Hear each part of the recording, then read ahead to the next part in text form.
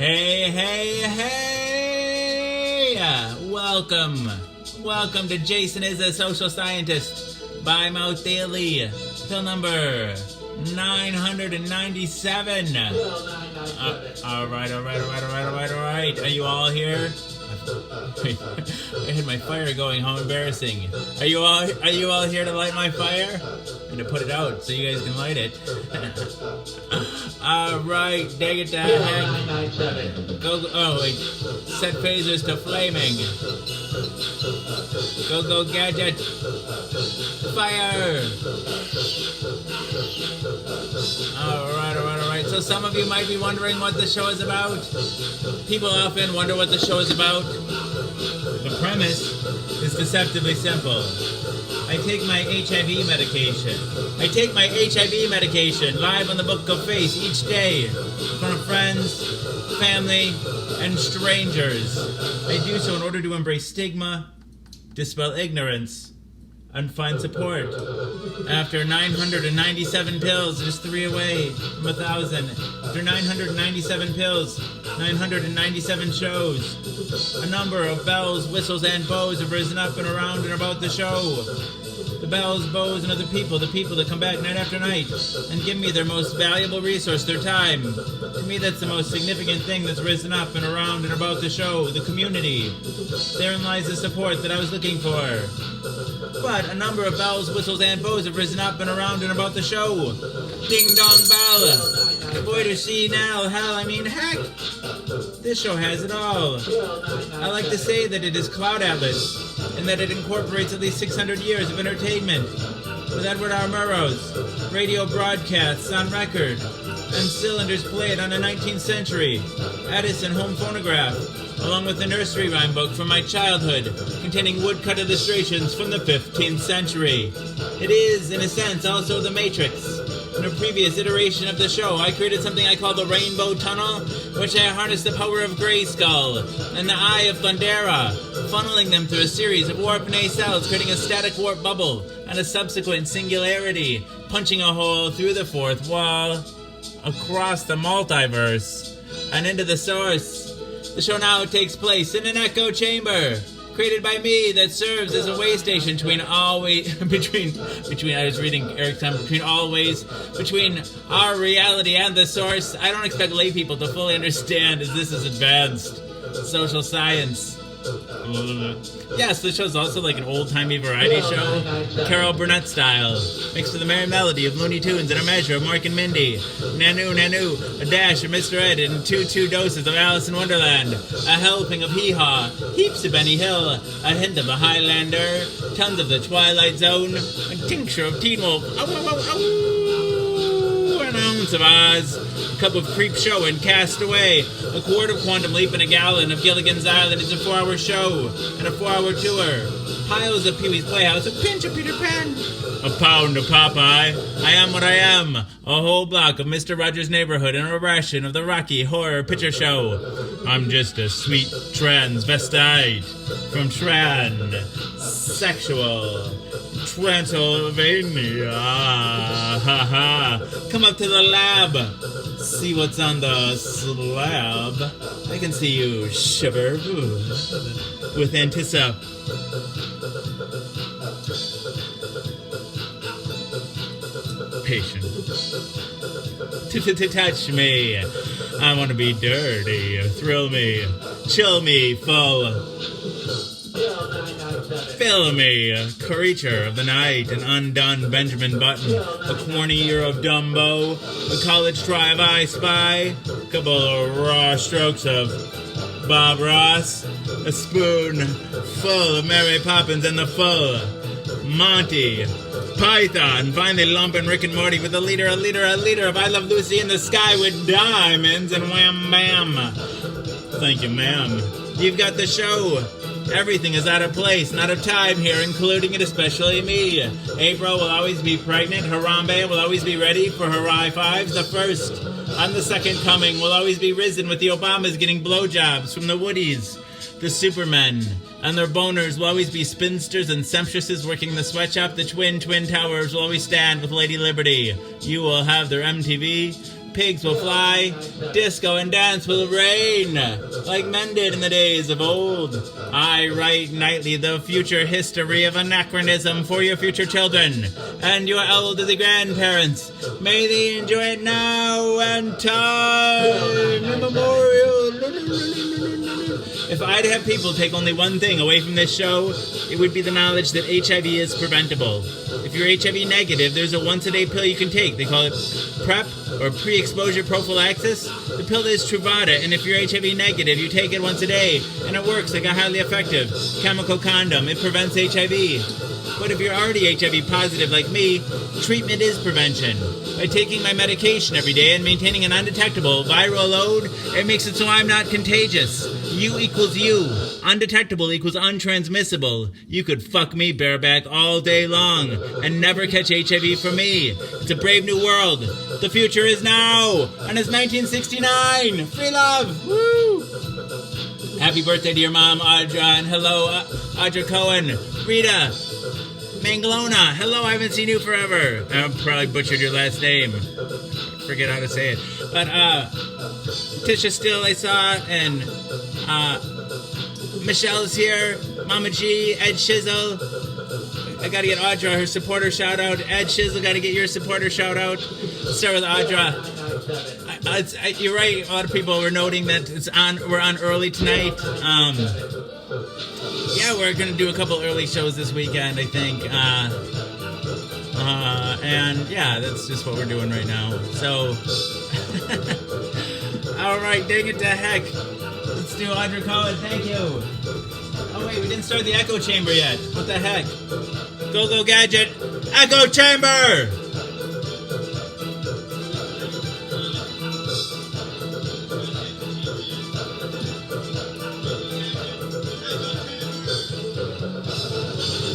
Well, Farrell, we got a queue of supporters starting here. All right. I thought I'd see a lot of faces that I hadn't seen for a while, starting so early. We haven't had an early one like this for hundreds and hundreds of pills. We used to do pretty regularly. This is when the boys were younger. The boys aren't here right now, so actually I had the house to myself. So I might as well do it early. I'm not skipping you, Audra. Nice try.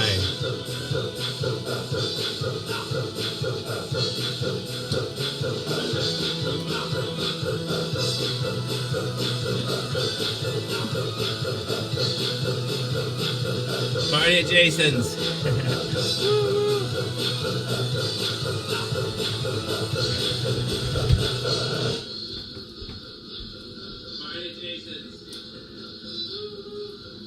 Audra Cohen, thank you!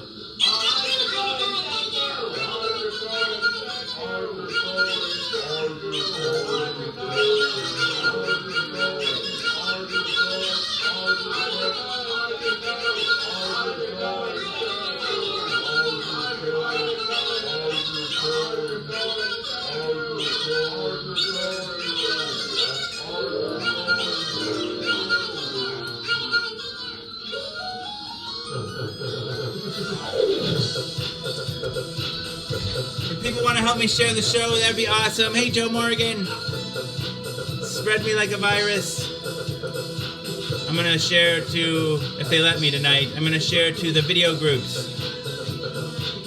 Okay, we'll go to art, design, abstract, illusion, painting, video, live video, trolling live videos, art and video and me, Facebook viral videos, craziest videos, crazy videos, adult videos, videos, art, funny, share, WTF videos, amazing design, art videos around the world, trendy videos, and funny videos. Dang it. I'll be here for the full 4 hours, Ashley Twitty. Good to see you. Oh, I love you, Ashley.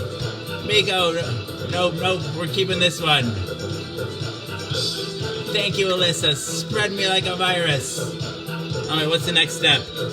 Other places, they raise the roof. Here, we blow the motherfucking roof off and raise the floor. Dang it, dang it. Why? Because the rising floor lifts all feet. I don't know. Gabapentin's like water. I don't know. For me. I don't know. Some people it's effective for. But usually nerve pain, not so much dental pain. I think ibuprofen would be better than gabapentin. Bang it, bang it, dang it, dang it, dang it. Hammer, hammer, screw, screw. Nail, nail, pound, pound. Construction noises, construction noises. The floor is lava, oh no! Good thing my floor is right here.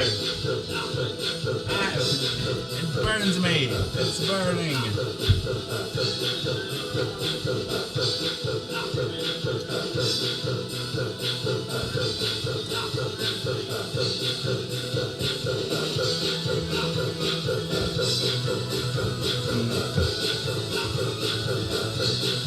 I'm not a big fan of tramadol either.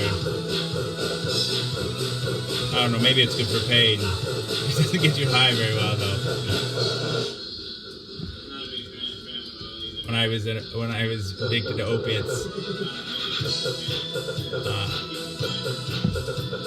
tramadol wouldn't do anything for me. Neither would gabapentin. It's starting to rain with Mantani. Yeah, we're doing it early tonight, Adam. Dang it, dang it, dang it to heck. Alright, hammer, hammer, screw, screw, nail, nail, pound, pound. Construction noises. Construction noises. Right, Ed? Let's get you a supporter shout out next. And happy birthday still, Eric Taylor.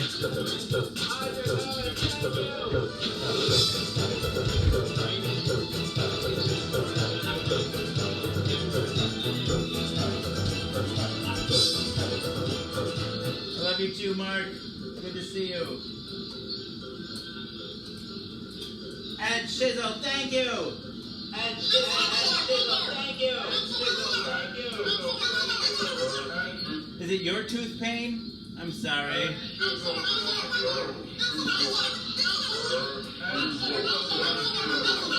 What about some Orajel or something? They don't sell that anymore. Somebody told me.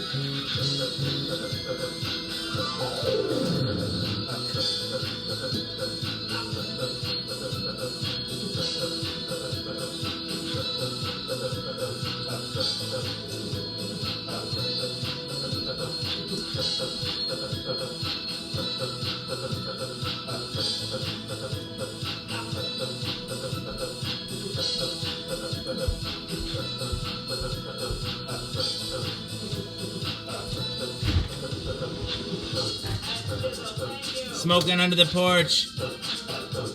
All right. Right? Gotta get Adam Hicks and so Eric Taylor, Adam Hicks. Gotta get these supporter shots. I gotta get the cue in my head here. I know. We're almost to 1,000.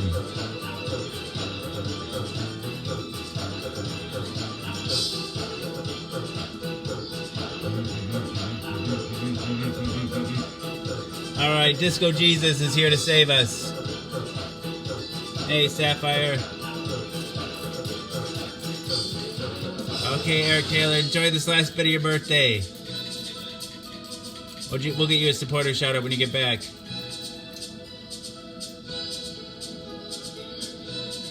Somebody just said they were losing a friend. A friend was dying. I didn't see who said that.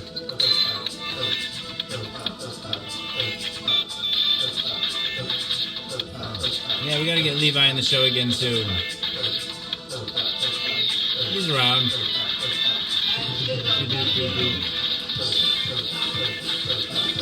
Oh, thank you, sir.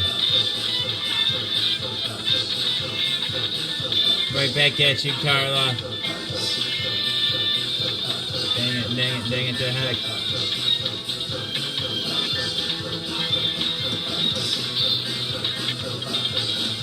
I forget my cue. I lost my cue already. So we're gonna do Adam Hicks. We'll do him next. And then I forget who else. Eric's leaving.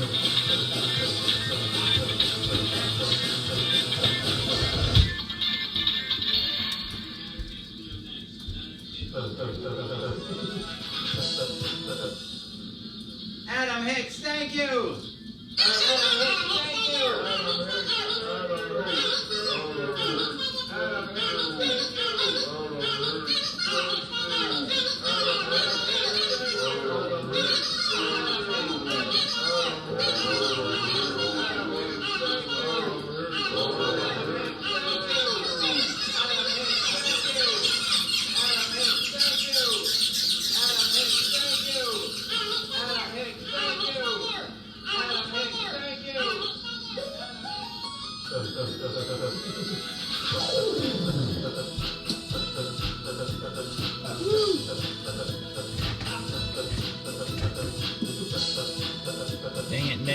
Dang it, the heck.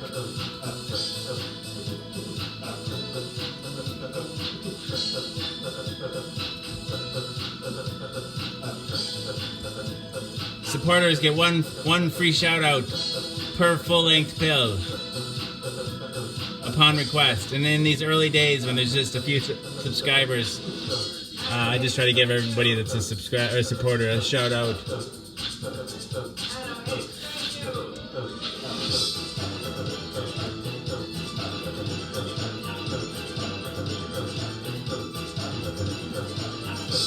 Hey there, got this Van Gogh here.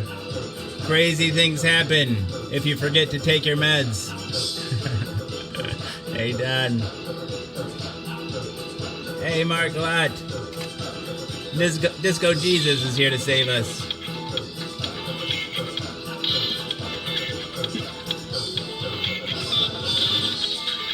You got such a huge grin on your face in that profile picture, Mark. I only see it's this big, but your smile is huge. It looks good on you. Hey, Samantha Santiago. Dang it to heck.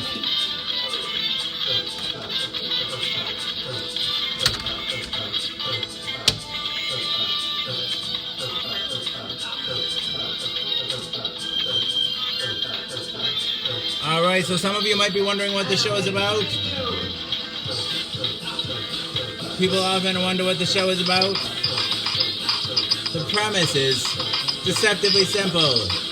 I take my HIV medication live on the Book of Face each day in front of friends, family, and strangers.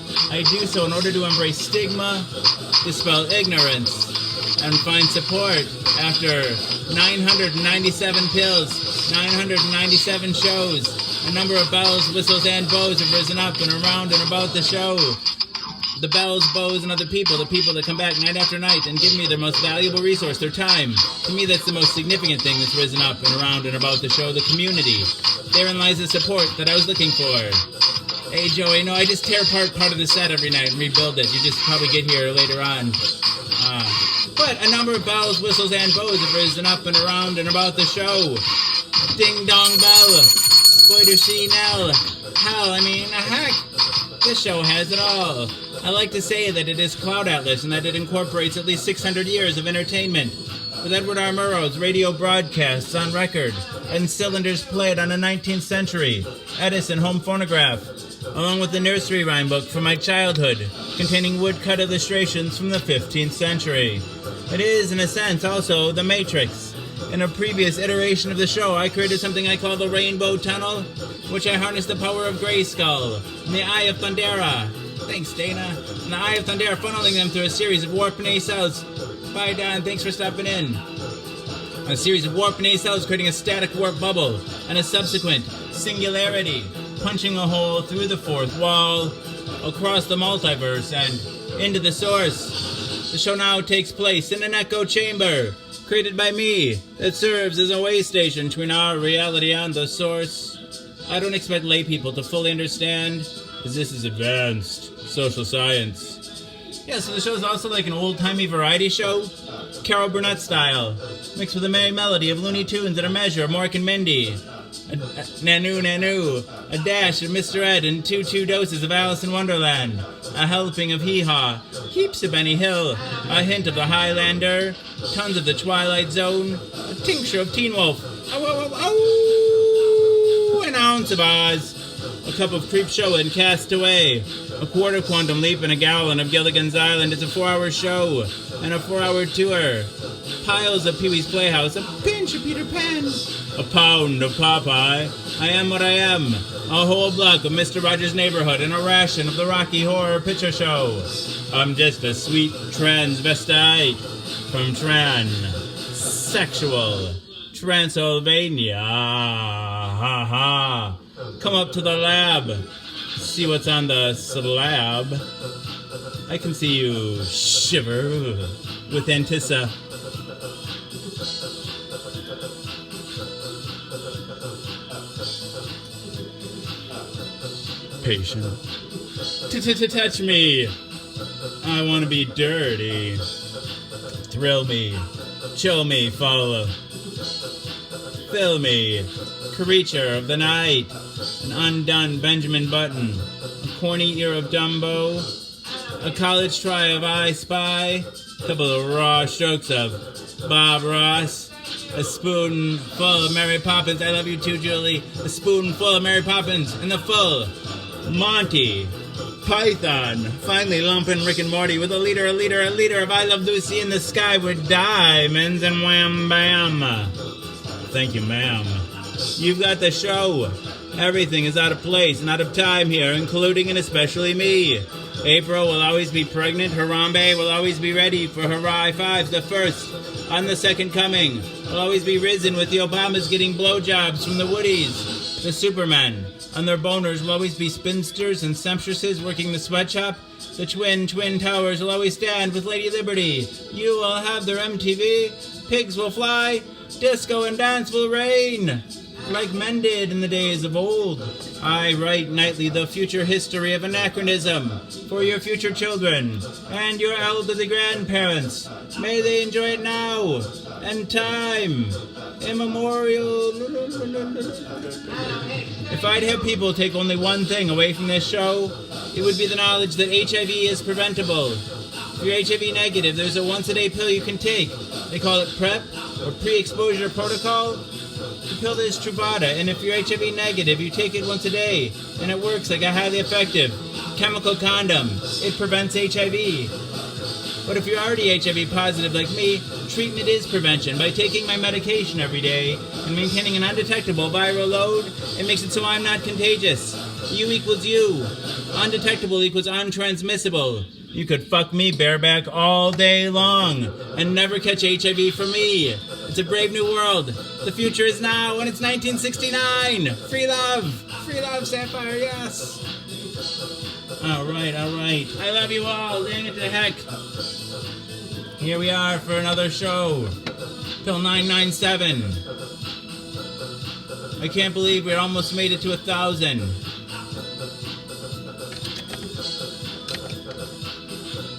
1,000 times we've done this.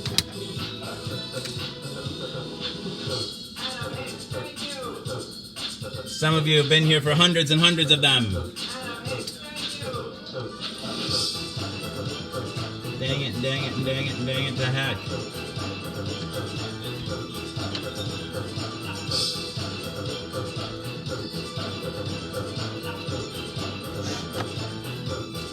Hey, Tom. Thank you, Ed Shizzo. Let's see here. I'm having a hard time keeping up in the comments here. Hey, Tom Drugan, hello.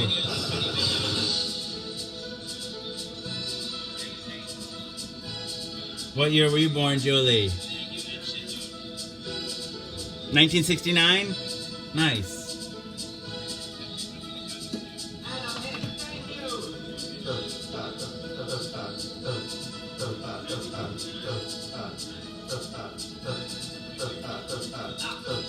No wonder it was such a great year. Adam Hicks, thank you.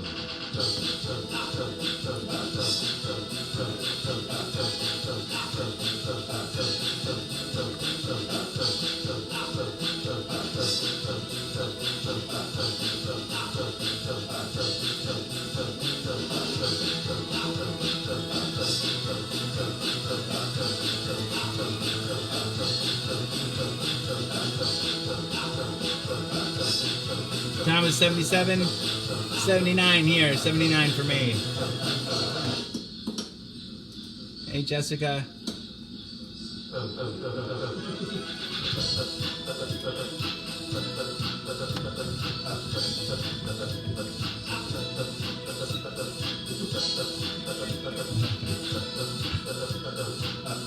Hey, there's worse people to look like, I guess, Joey. Thank you. I'll take it as a compliment.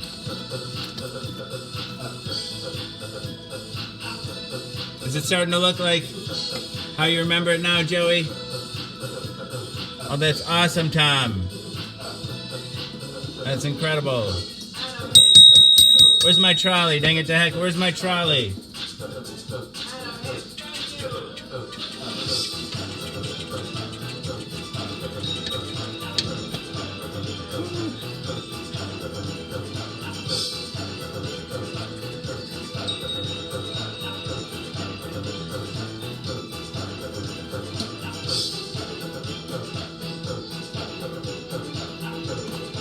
That's super cool.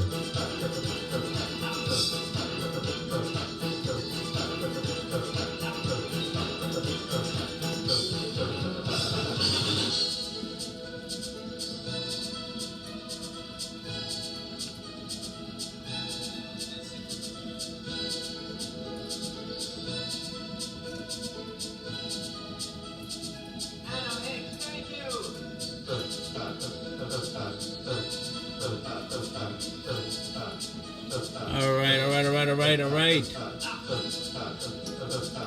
New words of the day now. Thine death. Hopefully thine death is a long time from now. To thine own death be true.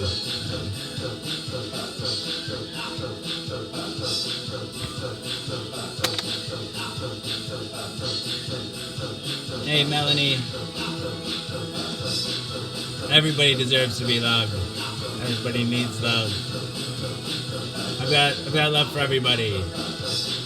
I love you all. Dang it to heck. Know this. Know that I love you.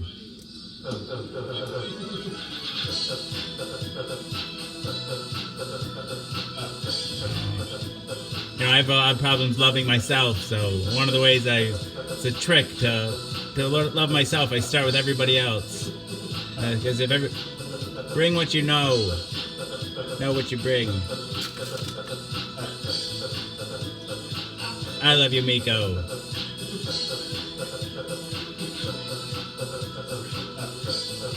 Now let's get Tom a shout out for 12 years of sobriety. We can do that.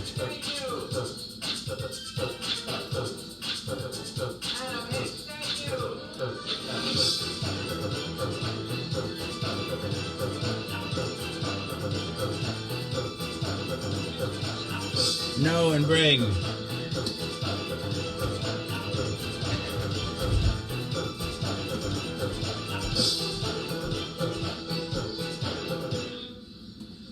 Tom Drugan, congratulations!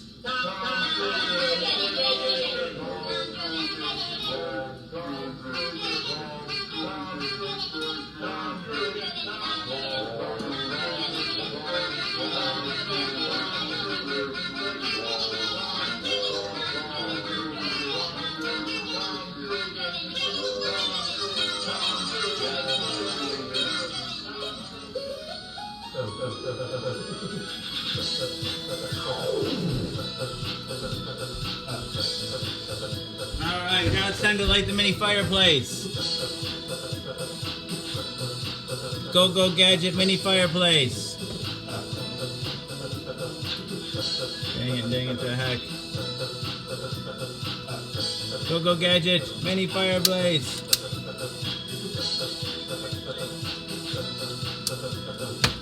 There. See you later, Kelsey Moore. I love you.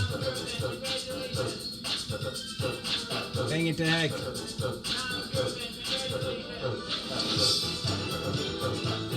Yeah, love is one of those crazy things that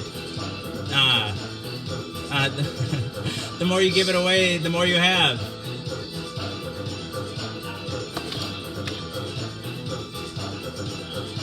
If you try to keep it for yourself, you hold it jealously. It tends to slip through your fingers. I have to go to the bathroom. I'll be right back.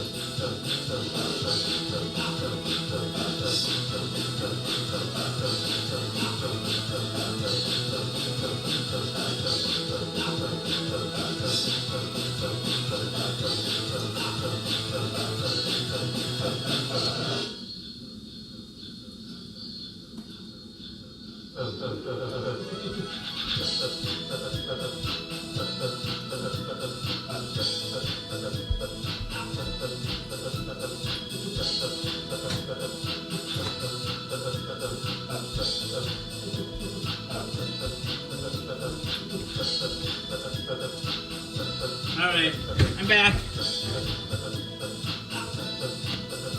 Yeah, it is on earlier tonight. I thought maybe I'd get some more viewers during the day earlier, but I guess not.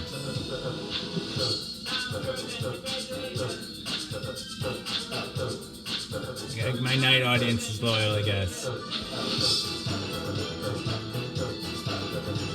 I'm gonna share to the art groups this time, though.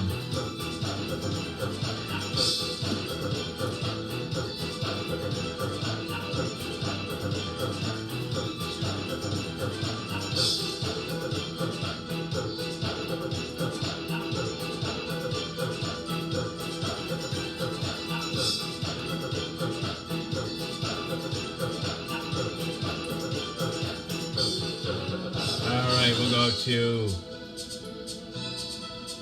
Art Club, Live Art Nation, Absurdistan Art, USA Art Gallery Show Your Work, Art Promotion, Earth Refugees, Art Dreamers, 420 News World Headquarters, Art of the Initiate, Ask Thomas Anything About Something, I don't know, Wonderful Master Art, Sock Party, Art Group, Art Collectors, Gifts of the Heart, The Earth Suckhole, Knights of the Order of Pretzel, New York Time for Art, Art Dreamers, House of Art, Drug Fueled Rants and Something, Art Friends, Art, Street Art Worldwide, Rick and Morty Fan Art, Cosplay, where drug themed art intersects something, Art House Poosh, Lowbrow Art, Art Equals Life, Art Freaks, Global People's Choice, Save the Earth Cooperative, That Weird Art Group, Art Freaks Global, Banksy Street Art, Artists trying to make a living. Alright. Oh, that's awesome, Chris. Spread me like a virus.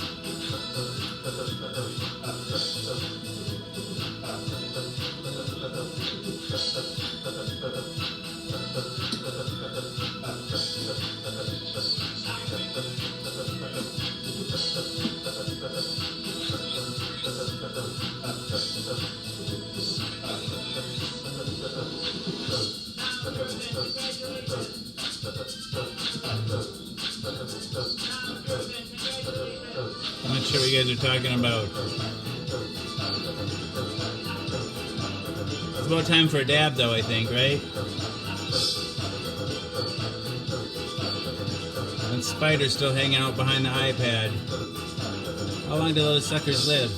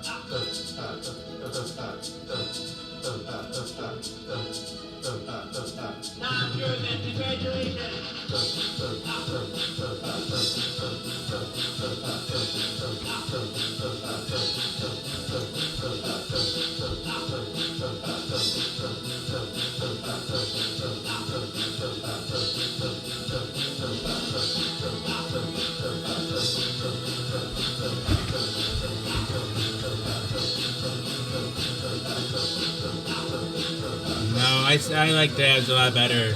Tastes better, it feels better, and less messy. You don't have to do it as often. It's just better all the way around. For me, at least.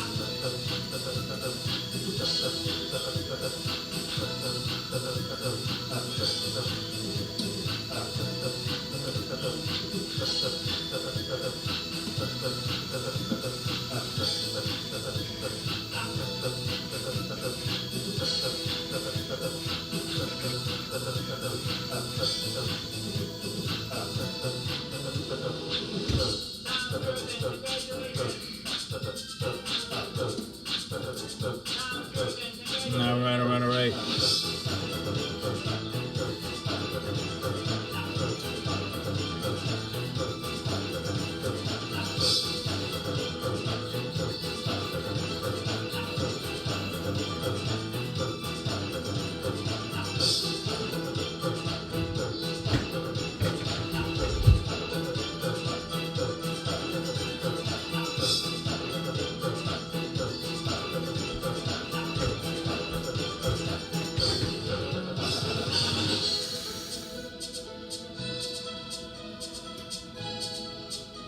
Let's get a April Rosier supporter shout out.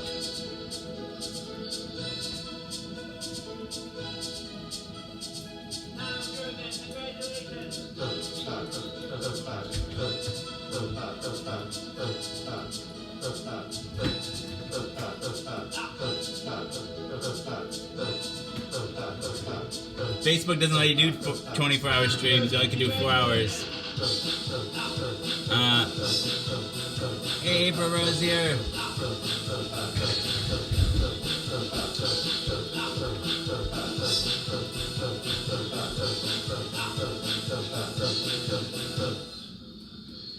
April Rose here. Thank you.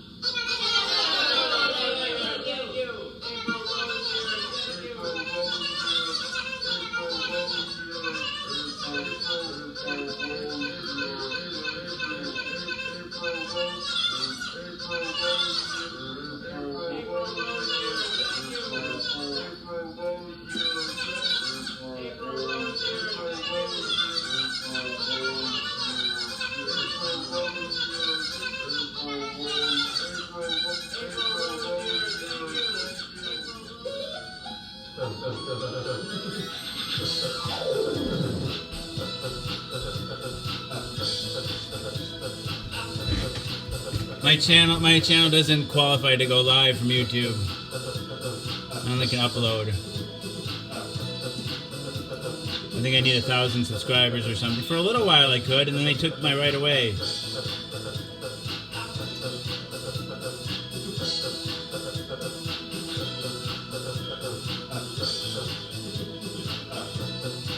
See? I can't read that.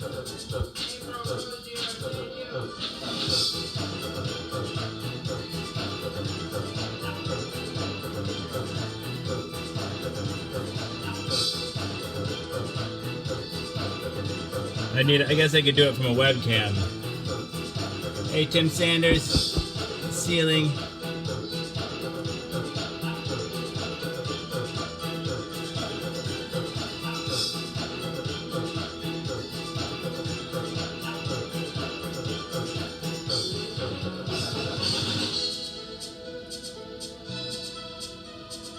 Facebook has all control of the top fan badges. I can take them away from people, but I didn't take yours away. I guess you just gotta keep coming. Share the show a lot.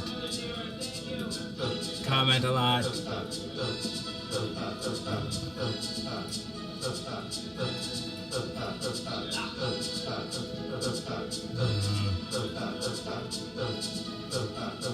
Yeah, I don't have much of an audience on YouTube anyway. Just 522 subscribers or something.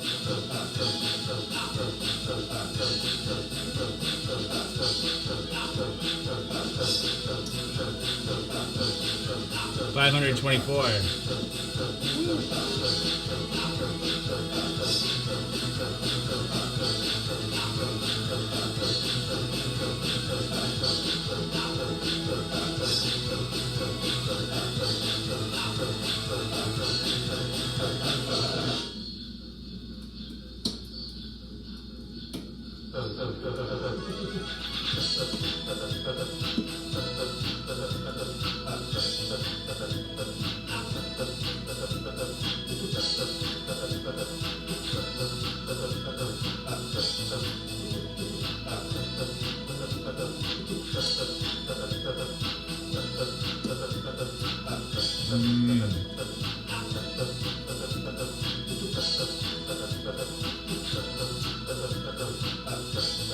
Anybody have any questions or any answers?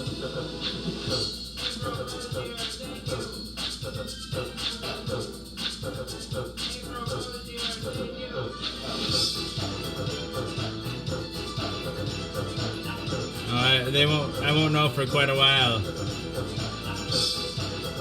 think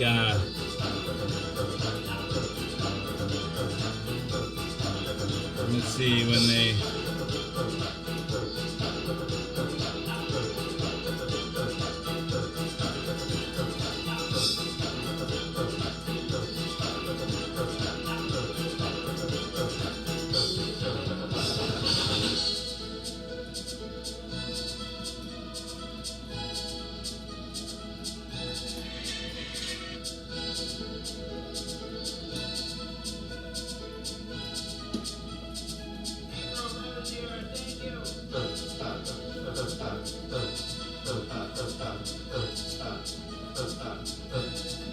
The finalists will be announced September 6th.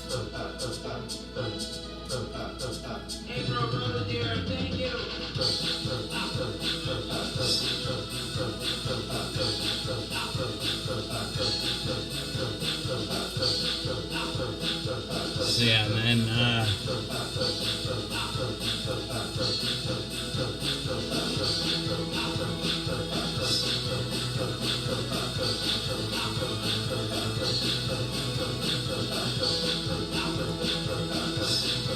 and then winners will be announced September 18th to the 20th.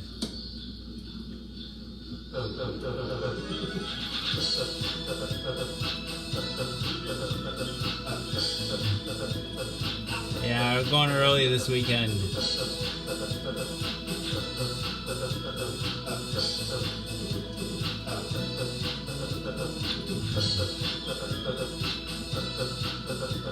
Yeah, I slept pretty good.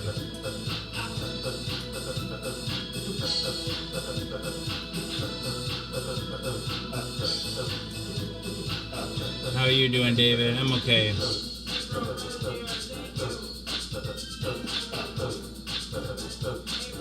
My cousin is here, Jesse Ringelstetter.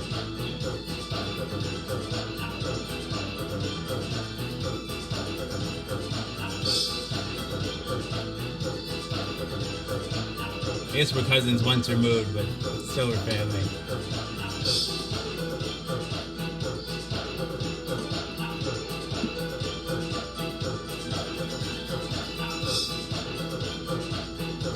I think your mom and my mom are cousins. Your mom's Melva, right? And then my mom is Karen. No, Julie, I didn't do anything exciting today.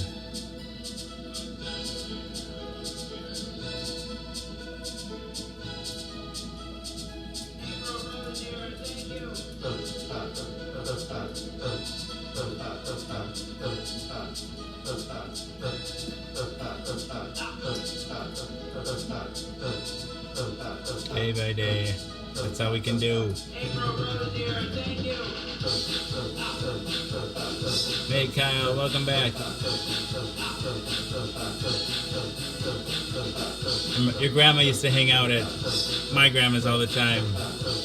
I know your grandma pretty well. And Adeline.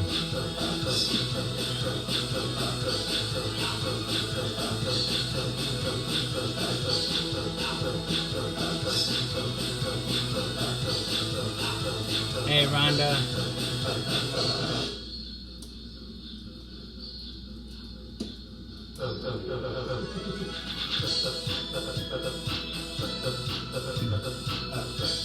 No, I haven't found the right box yet.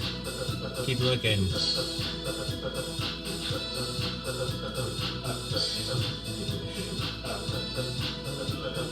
Remember that raft we sunk? I think you were there for that raft we sunk.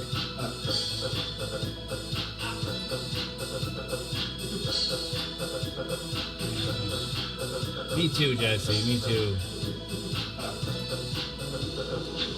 I have no idea, Chris. Math was never my strong suit.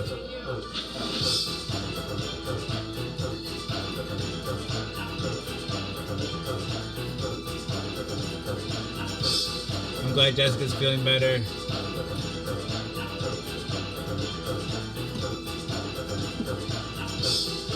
I should do some more paintings.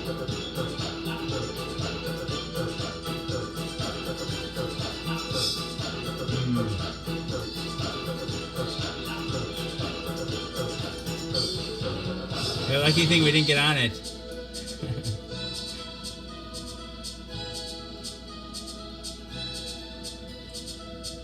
Tiffany's drunk.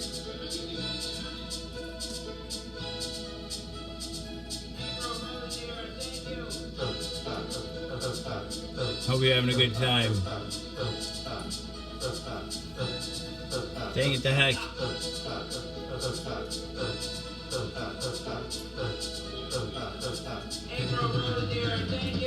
I broke this thing even worse now.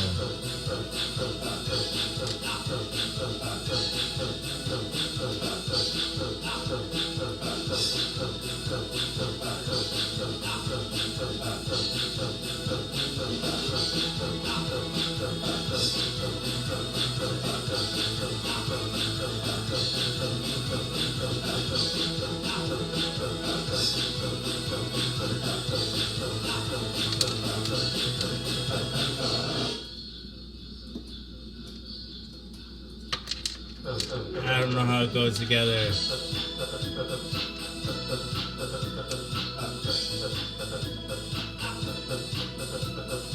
I don't know, Brandon. I don't know if that's in the cards.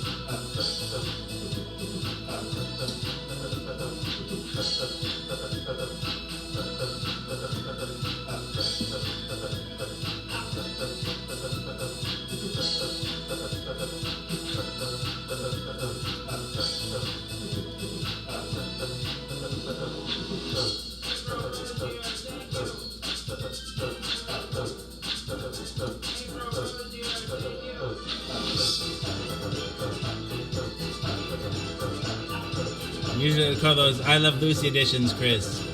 I Love Lucy editions.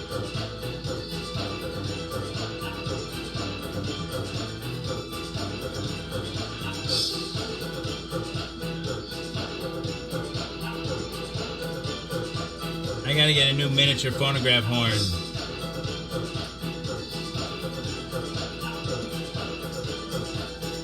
This one's all busted to shit. Julie, you can try going out of the chat, coming back in.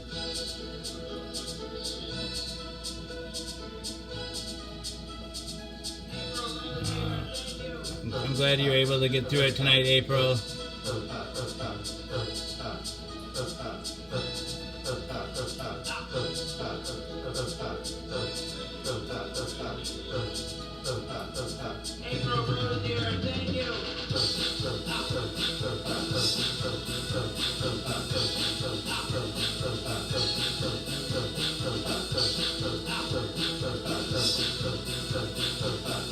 Quiet night tonight.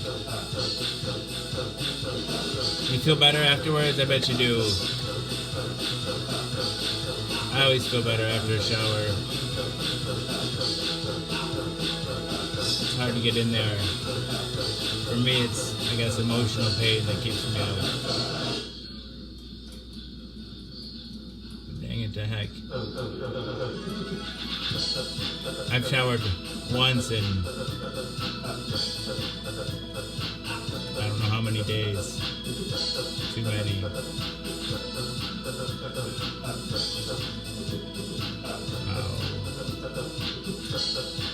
And don't forget to give yourself some credit there, April. You're the one who did it.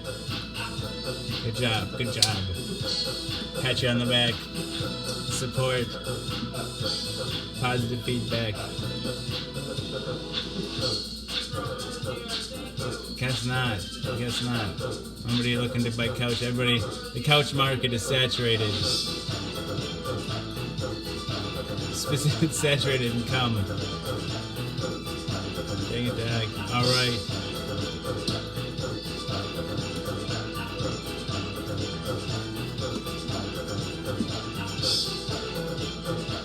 The couch market is completely saturated in semen.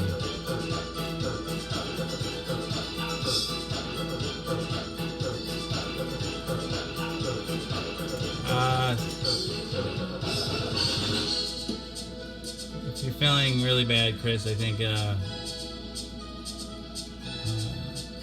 talking to a therapist is good. Right now I'm pretty low right now, and I had an appointment on Thursday, and my therapist was pretty worried about me, and I made a commitment to come back on Monday.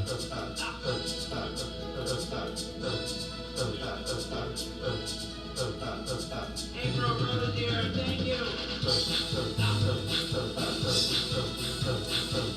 Let's see what happens from there. But when things are really bad, it's okay to get professional help.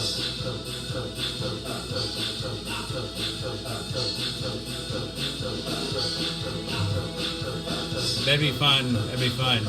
Except the restaurant part. People are not, or like, yeah. That's the word I'm looking for. I don't know. People lack any gratitude for what happens, for what people in the restaurant industry do for them. They're thankless.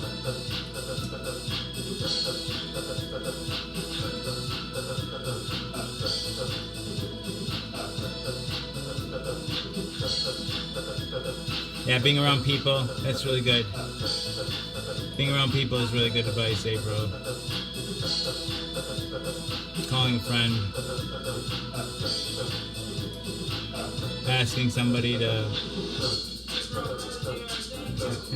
but not everybody has that either, like, it's not so easy just to or ask a friend and tell them you're struggling, or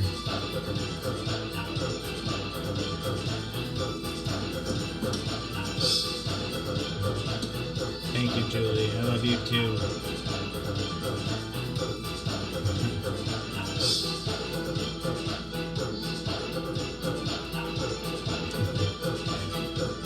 That would go over really well, Jesse, I'm sure.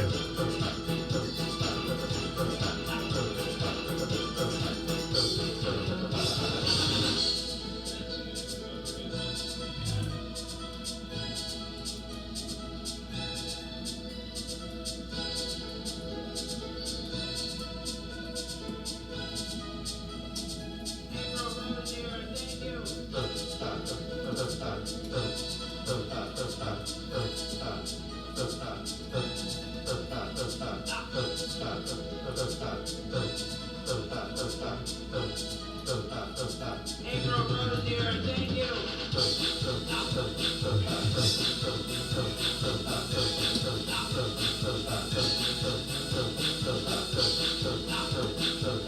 But not here. Cook it yourself at home.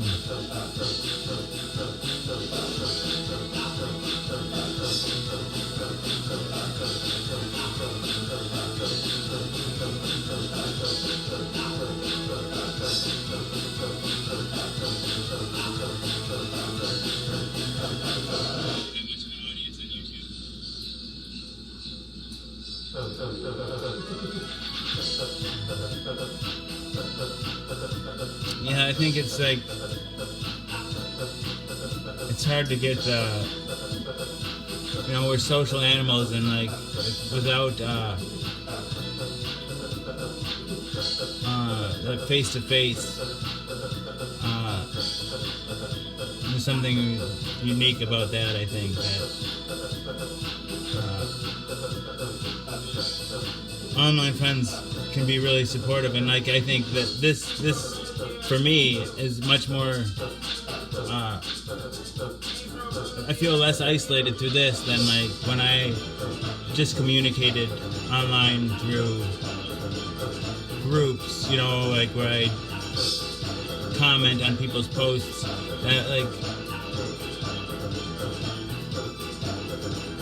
That wasn't as sustaining. This isn't actually when I force myself and I get out there with a real person. There's something that's important about that. But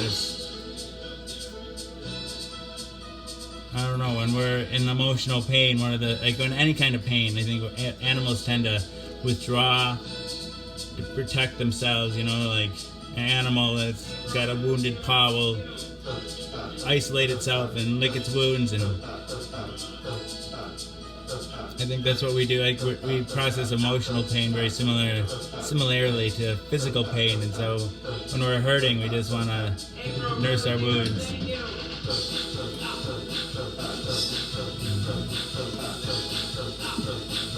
Thank you, April and Chris.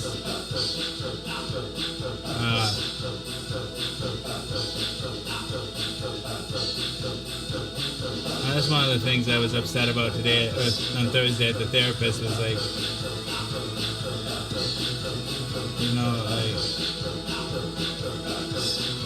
my wife thinks that like the show is a really selfish thing, like it really takes up a lot of her life, and then she, thinks of me as a selfish person.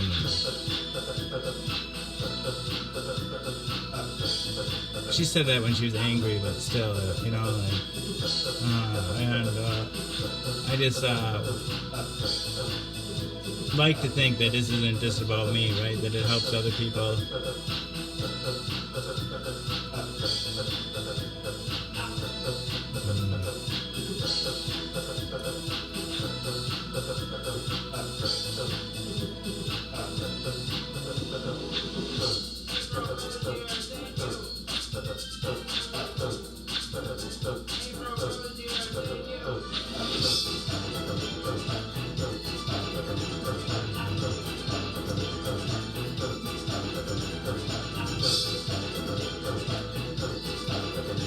I get depressed, thank you, April. When I get depressed, I feel like I'm stupid, the show's stupid, everything's stupid, and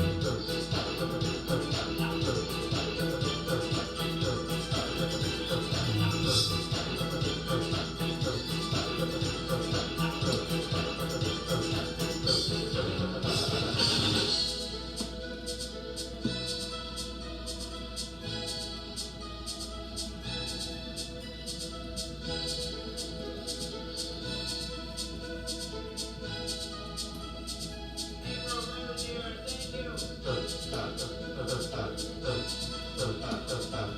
oh shucks, David New Jr. you know where to fuck me, just where I really like it. Thank you. April Rose here. Thank you.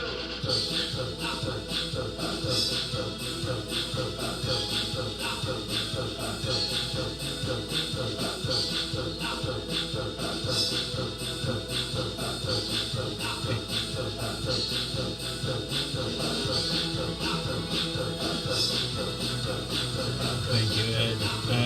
And April, everyone, thank you all.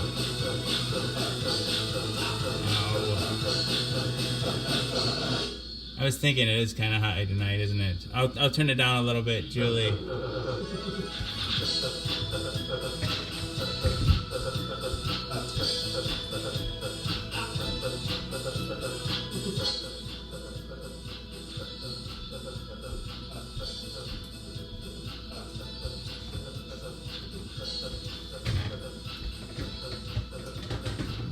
The show didn't save my friend Eileen.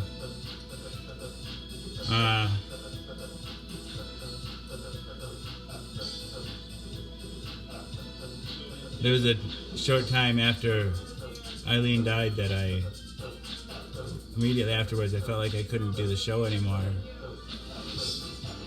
Because she died right after watching the show, I look back at her comments, I can see them as almost as a goodbye, right?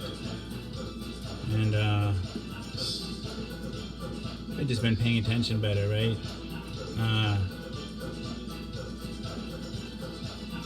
Thank you, Jesse.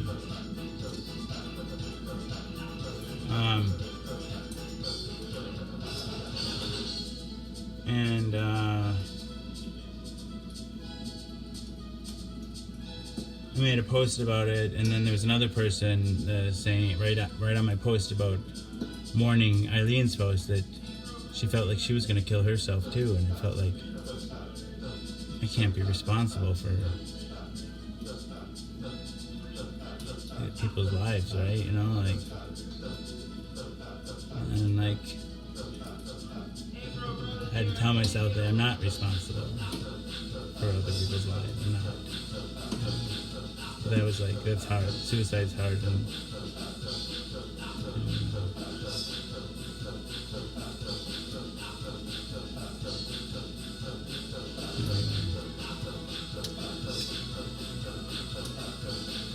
thank you, Jessica. I gotta see the rest of Jesse's comment.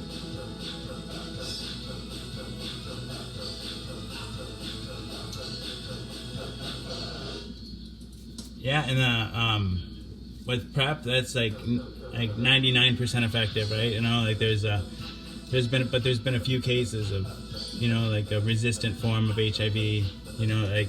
Out of the millions, I think it's millions of people that take it. And it's prevented millions of infections. But U equals U is even more. There's never been a case of a documented case of someone living with HIV on treatment that's transmitted the virus to their partner. There's been studies that one of them went 8 years, covered 8 years, but even before the 8-year study came out, there were 3 2-year studies that followed couples like my wife and I, serodiscordant couples. I live with HIV and my wife doesn't have HIV, and they followed couples like that, like us, that for 2 years in some studies and 8 years in others, and they followed them, and the person that didn't have HIV couldn't take PrEP. They couldn't be taking the medication. They couldn't be using condoms or anything else. And the person living with HIV always had to be taking their medication and maintaining an undetectable viral load. And they followed them over the course of 2 years and 3 studies and 8 years for one of the studies, and roughly 150,000 anal sex acts between somebody living with HIV and their partner that didn't have HIV, and without a single transmission. Without a single transmission. So the science is even more rock solid with U equals U than it is with PrEP. The risk is zero. With PrEP, you have to say it's 99% effective, right? With U equals U, we can say the risk is 0. I caught it through unprotected sex, Chris. I like to say I took it through. I got it through a calculated risk, just poorly calculated. One of the last things I learned about in high school we had an assembly that a couple actually both the people, married couple, man and a woman, they both had HIV, and they came in and they were talking, and I think it was them or just in school too. We learned about the riskiest forms of sex, and the riskiest forms of sex was receptive anal sex. So if a guy fucked me ever, I always made him wear a condom. But in my mind, that being the riskiest form of sex meant the other forms were less risky, and so there's sometimes I didn't use a condom. I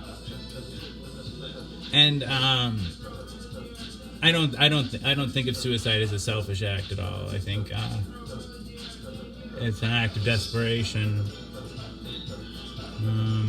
But stigmatizing it is and making it like something that's not okay to talk about makes it so people can't talk about it, and then they don't get help. Because lots of us think about it. I think about it almost every day, and if it's not okay to talk about, then you just suffer alone, and you feel it, and everybody feels like they're alone in it. And suicide's tragic, but it's not selfish.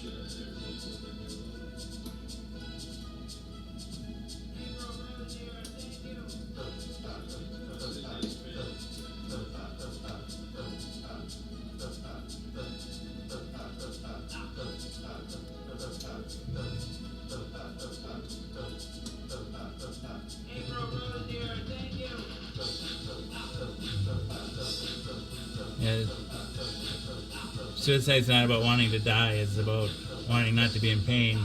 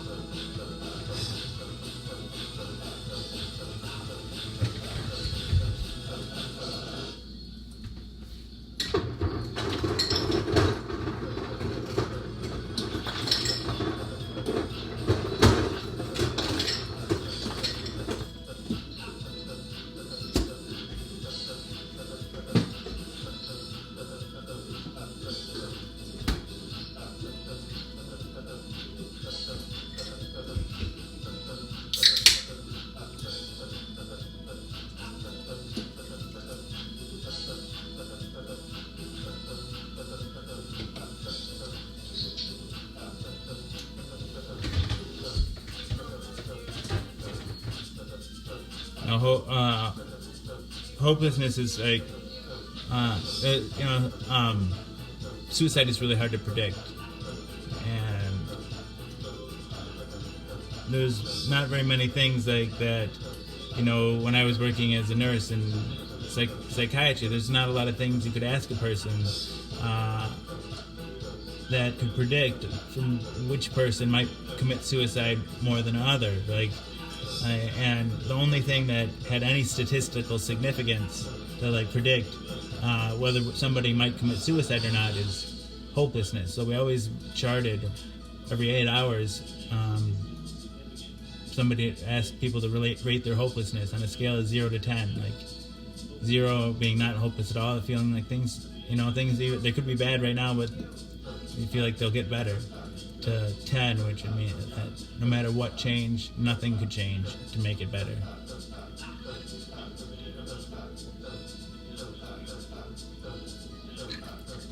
April Rose here. Thank you.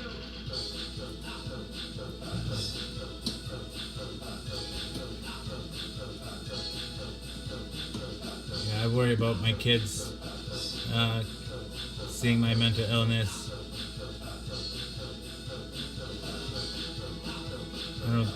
I don't think they were aware of my suicidality.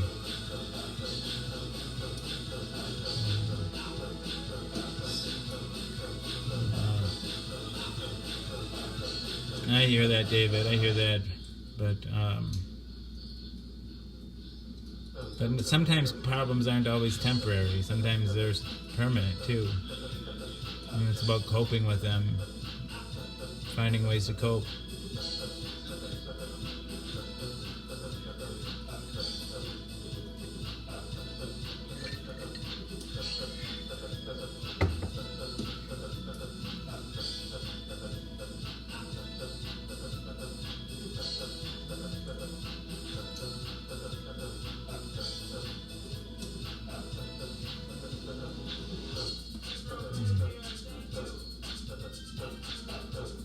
It's too much. It's too much trauma for little kids. I'm sorry, April.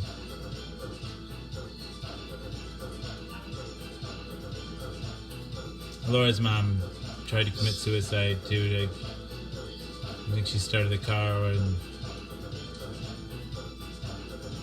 Laura found her or something.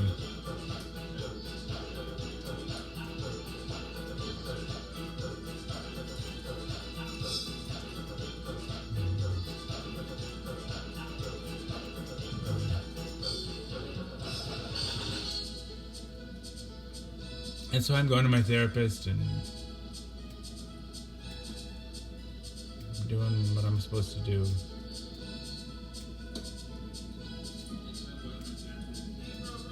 I'm not better than anything, though. People that have committed suicide or people that attempt suicide are not bad people. In fact, they've probably been through a lot and they're suffering. April Rose here. Thank you.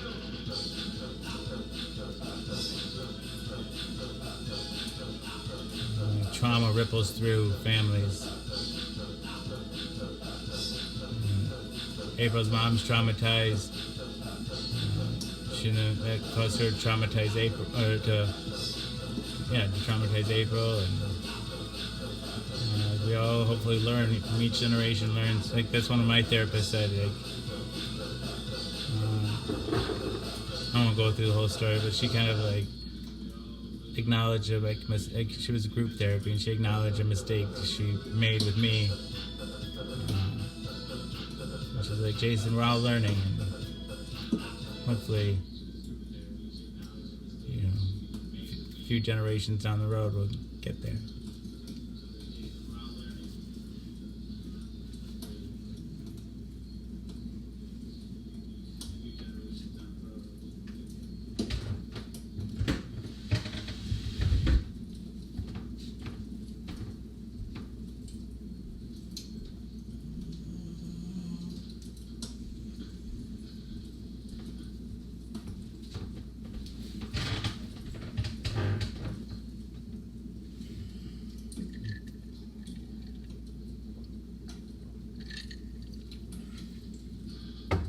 Good for her. Good for her. Well, you probably helped by getting therapy yourself and acting as a role model, showing that you wanted to get better.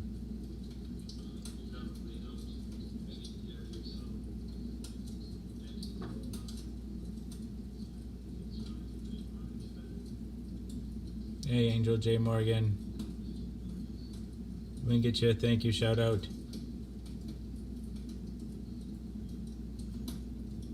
That same therapist, Jesse, he said that, or she said that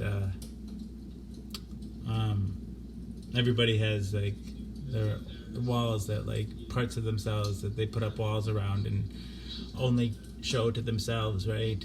And she's like, and then she turned to me and she's like, unless you're Jason, whose walls are completely transparent. I took that as a compliment.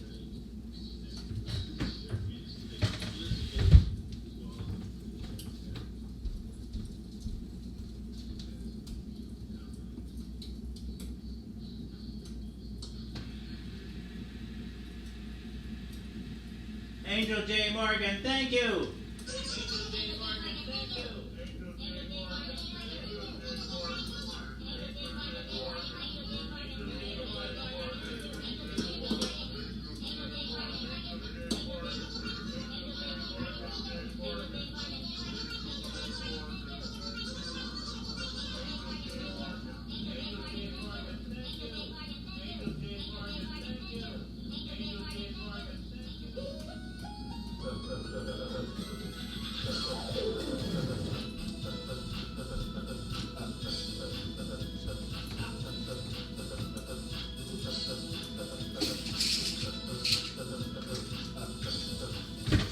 I've been squirreling away medications, been filling my prescription early every month, because you can fill a prescription up to a week early usually. And so tomorrow I can reorder a prescription, and I still have a full bottle that I haven't opened yet. And tomorrow is the day I can get a new bottle. So I have like a full extra bottle of pills. Dang it to heck. Which is cool in case if I ever, like have a hiccup with my insurance or something like that, I have a whole month to figure it out.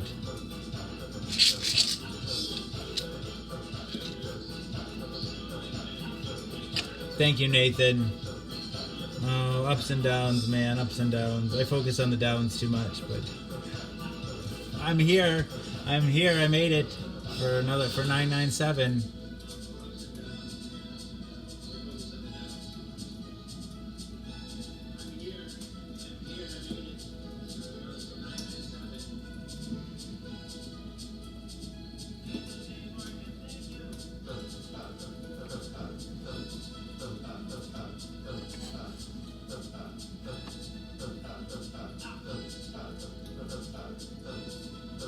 I can't believe it. 1,000 times I've done this. Like, think of the countless hours of me just rambling on about nothing.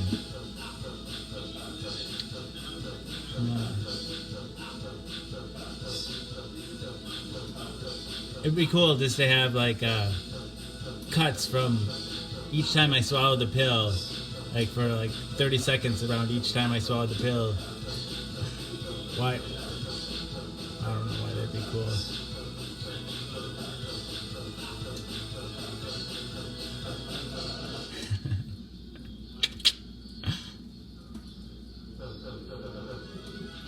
You bet.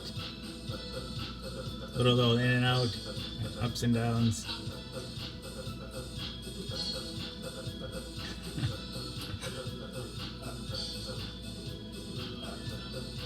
I've had my fair share.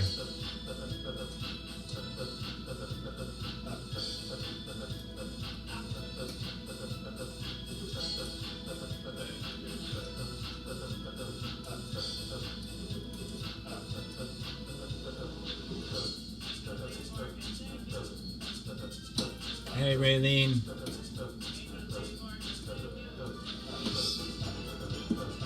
The early ones would be the ones that would be hard to find when I took the pill. You have to like watch each one, and because I took it at a different time. But then I got wise eventually, and I said, okay, I'm gonna start taking it in the last 5 minutes.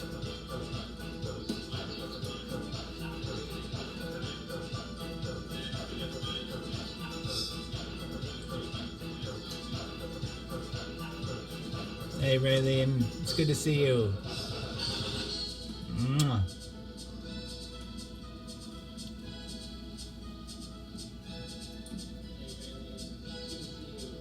So, Jesse, do you still live in Baraboo? My sister just moved back to Baraboo. My niece that lives there.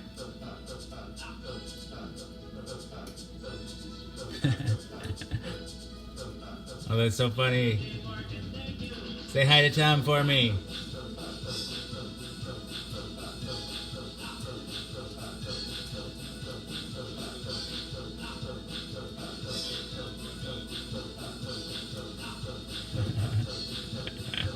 Oh, I love that title.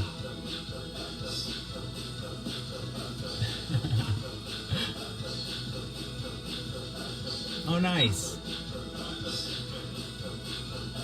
They commercialized the artesian well there, though, right? They have some water company now.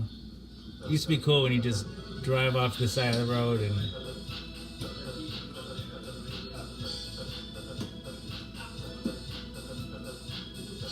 grab a sip of water.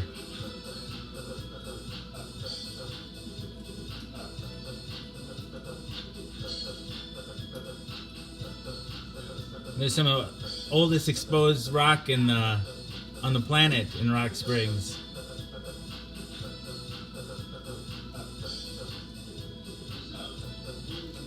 I don't even know who that is. I should, but so that would be my grandpa's relative. The well's still free, that's good.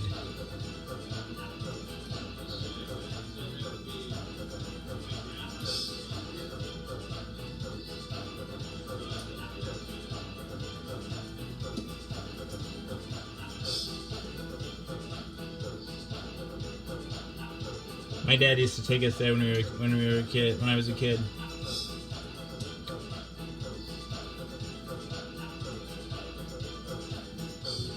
One time this geologist stopped at my brother's house because he lives in North Freedom, and it's like another outcropping of the same thing. Like, I don't know, you were at my house, right? Like, I had a fort.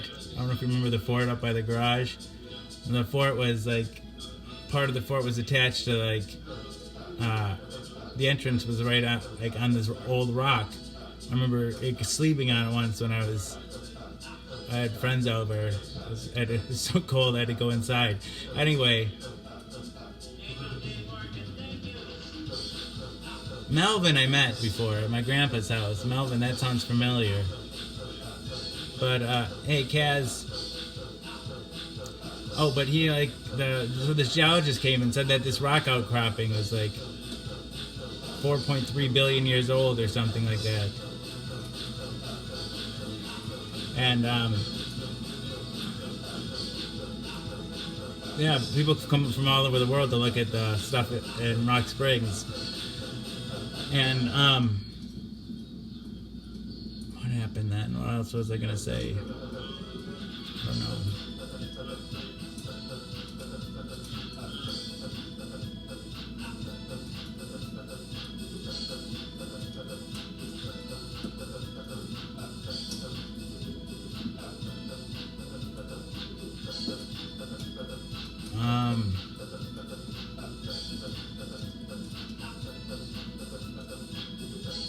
Oh, I don't know.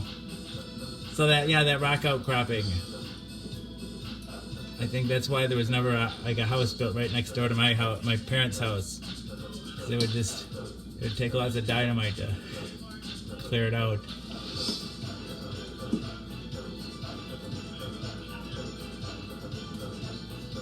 So yeah, I don't think I was ever. So was Melvin a Geeman too?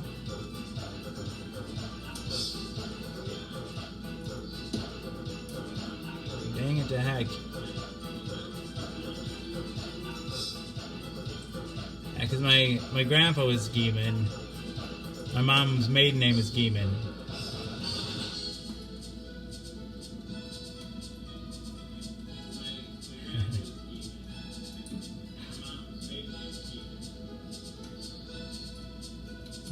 I ramble on. I don't think it's the first time.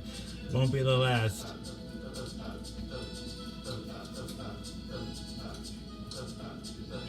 It happens especially when I get nervous. I don't know if I'm nervous right now, but I used to have to write a script when I'd call the cable company.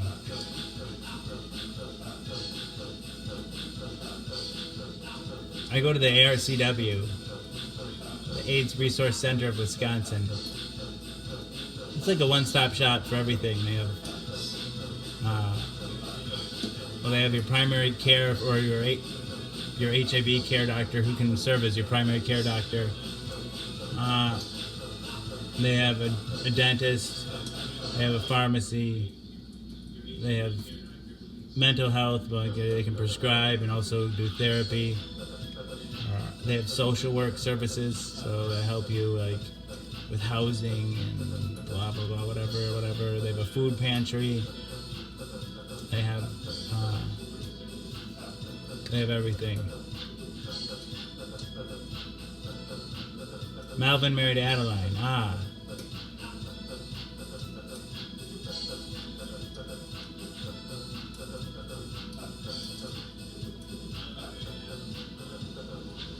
Shit, I don't know anything. Oh, thank you for letting me know. And Melvin lived in Rock Springs? In the house that you're living in now?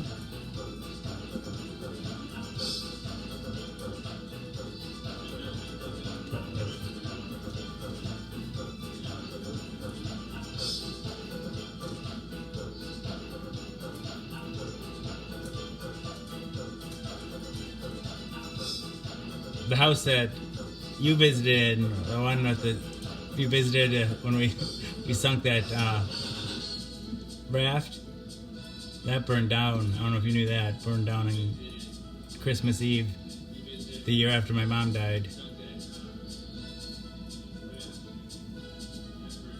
Ed, I get nervous and then I forget what I was gonna say, and then I end up hanging up and not getting what I needed done.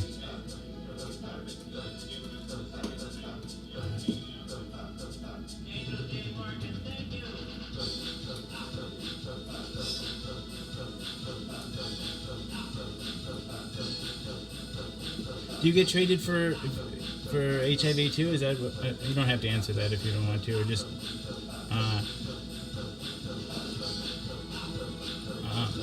because I started off there, and what's the social worker you get the first year? She's the social worker for the first year for everyone. Her name's like Sonia or something like that. Oh, she was pretty awesome though. Donovan Shirk, I thought you'd never ask.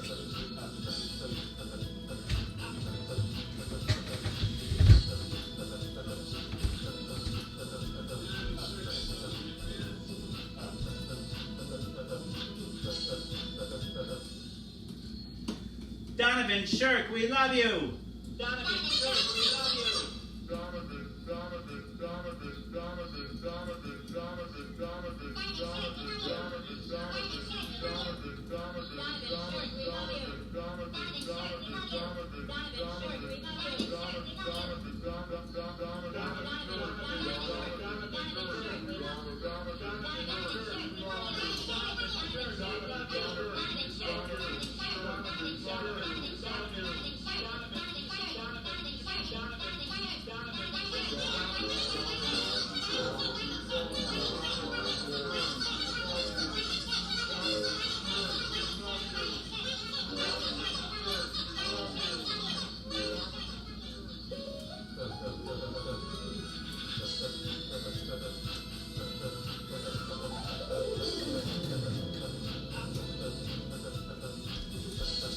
Welcome! Donovan Shirk, welcome back, Mark Lott. Hello. So, you were wondering what the show is about, Donovan? People often wonder what the show is about. The premise is deceptively simple. I take my HIV medication live on the Book of Face each day in front of friends, family, and strangers. I do so in order to embrace stigma, dispel ignorance, and find support. After 997 pills, 997 shows, a number of bells, whistles, and bows have risen up and around and about the show. The bells, bows, and other people, the people that come back night after night and give me their most valuable resource, their time. To me, that's the most significant thing that's risen up and around and about the show, the community. Therein lies the support that I was looking for. But a number of bells, whistles, and bows have risen up and around and about the show. Ding dong bell, boy to sheet now, hell, I mean, heck. This show has it all. I like to say that it is Cloud Atlas and that it incorporates at least 600 years of entertainment, with Edward R. Murrow's radio broadcast on record and cylinders played on a 19th century Edison home phonograph. Oh, thank you for sharing, Julie. Edison, along with the nursery rhyme book from my childhood containing woodcut illustrations from the 15th century. It is, in a sense, also The Matrix. In a previous iteration of the show, I created something I called the Rainbow Tunnel. Thank you, Donovan. The Rainbow Tunnel, in which I harnessed the power of Grayskull in the Eye of Thundera, funneling them through a series of warp nacelles, creating a static warp bubble, and a subsequent singularity, punching a hole through the fourth wall, across the multiverse, and into the source. The show now takes place in an echo chamber created by me that serves as a way station between our reality and the source. I don't expect lay people to fully understand, as this is advanced social science. Yeah, so the show is also like an old-timey variety show, Carol Burnett style, mixed with a merry melody of Looney Tunes and a measure of Mork and Mindy, a dash of Mr. Ed, and two doses of Alice in Wonderland, a helping of Hee Haw, heaps of Benny Hill, a hint of the Highlander, tons of the Twilight Zone, a tincture of Teen Wolf, an ounce of Oz, a cup of Creep Show and Cast Away, a quart of Quantum Leap and a gallon of Gilligan's Island. It's a 4-hour show and a 4-hour tour. Piles of Pee-wee's Playhouse, a pinch of Peter Pan, a pound of Popeye, I Am What I Am, a whole block of Mr. Rogers' Neighborhood, and a ration of the Rocky Horror Picture Show. I'm just a sweet transvestite from transsexual Transylvania. Ha ha. Come up to the lab. Let's see what's on the slab. I can see you shiver. Ooh, with anticipation.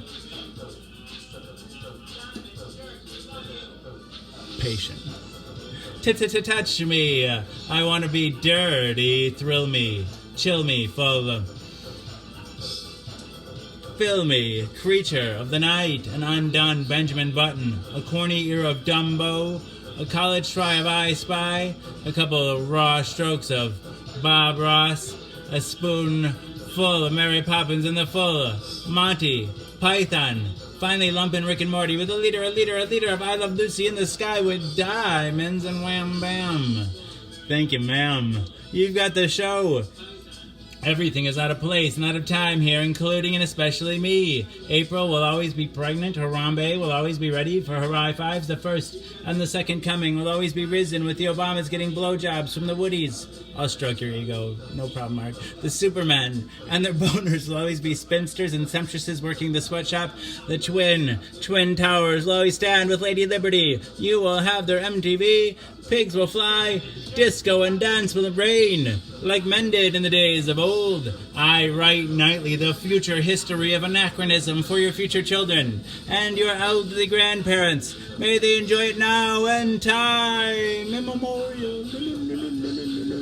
If I'd have people take only one thing away from this show, it would be the knowledge that HIV is preventable. If you're HIV negative, there's a once-a-day pill you can take. They call it PrEP, or pre-exposure prophylaxis. The pill is Truvada, and if you're HIV negative, you take it once a day, and it works like a highly effective chemical condom. It prevents HIV.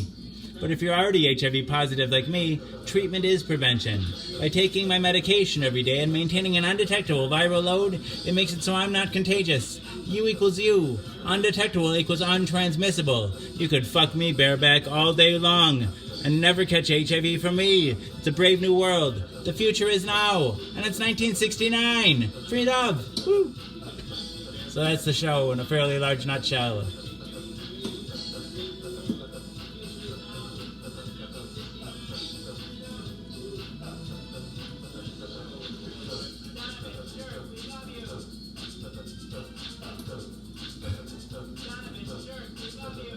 This goes your step. Ooh, is your stepdaddy? Love you, David New Jr. I'm surviving, Jessica. I'm surviving.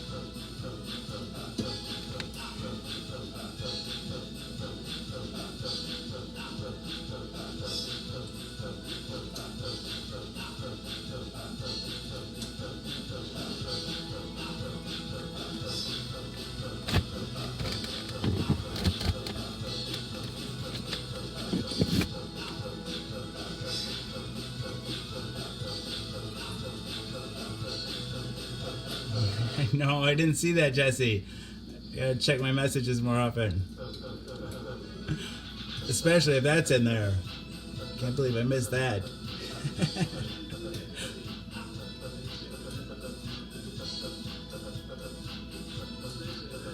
We got the sort of Grayskull here, and Barbie's right here. You can recreate it.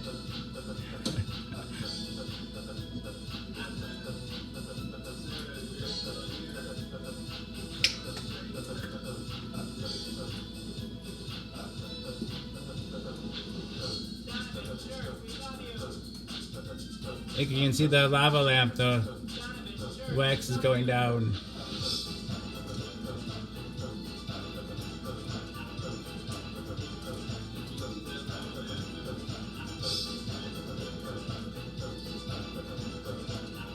Here it goes up. Oh, I guess not.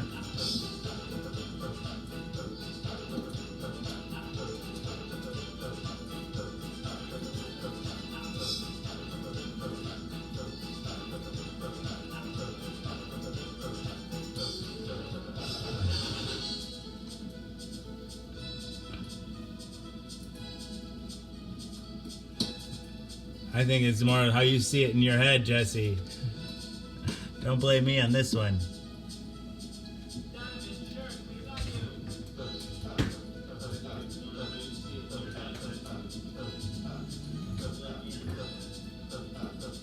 So I started the show at 10:10.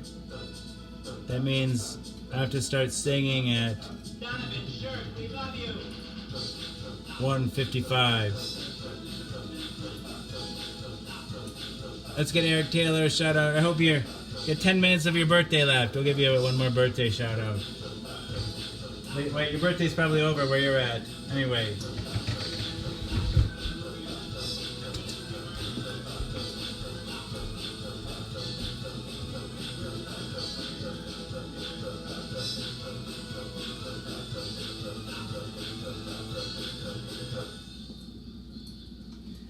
Eric Taylor, happy birthday and thank you!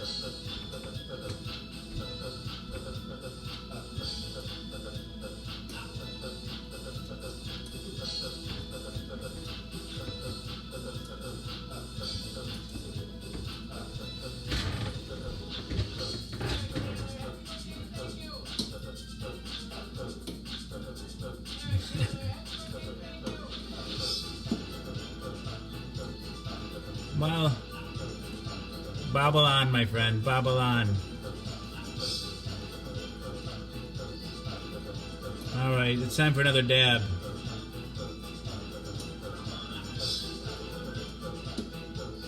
I'm sorry you were sick though, Jessica. I hope you're feeling better.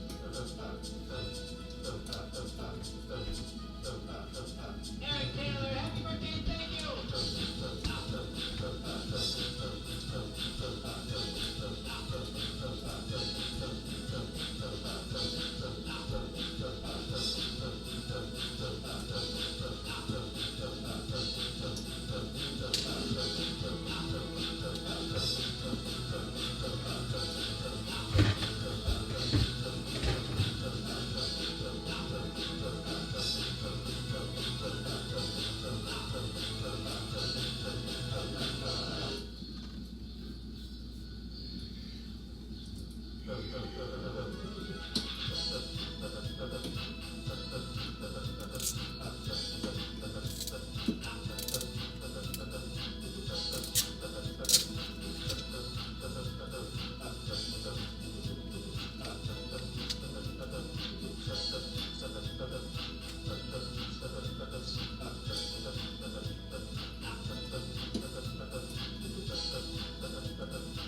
didn't watch a movie.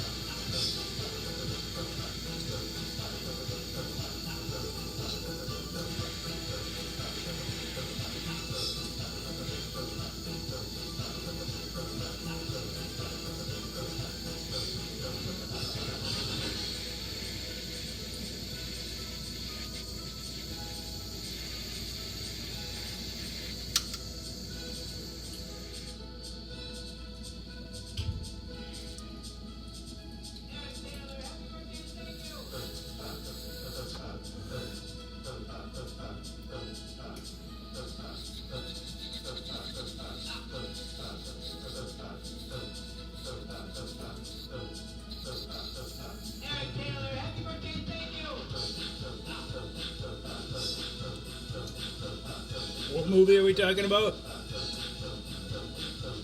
Hey, Angela Black, long time no see.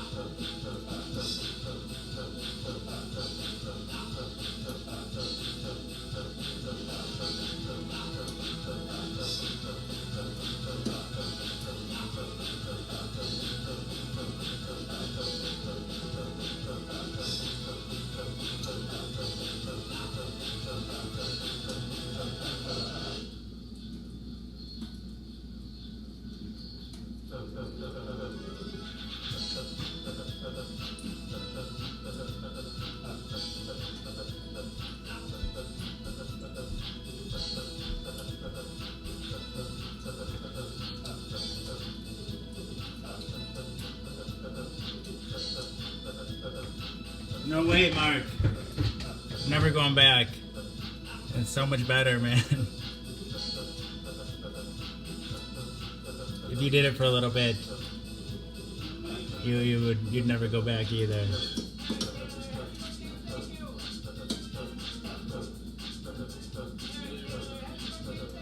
Mickey Rourke narrating a documentary.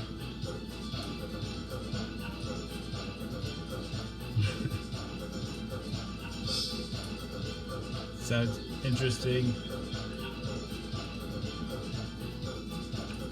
And the nectar collector is easy to use too. Super easy to use. Easier than a bong. And you don't have to do it like a quarter as much. You don't have to do it nearly as often, and it's cleaner. It's just everything about it. Feels better. Now smoking weed it kind of tastes bad.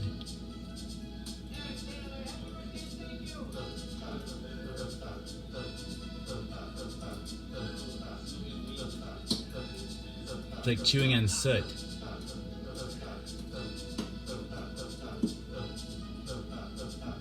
That's what it's like. It's like chewing on soot.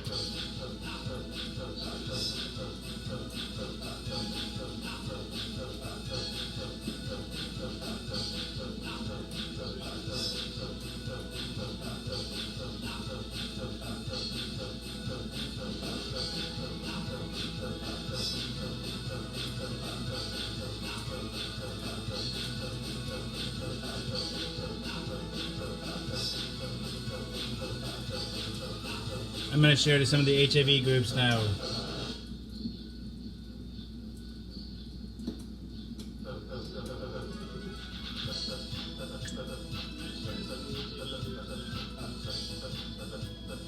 Let's go to the Digital Living Quilt, HIV, AIDS, education support, and U equals U.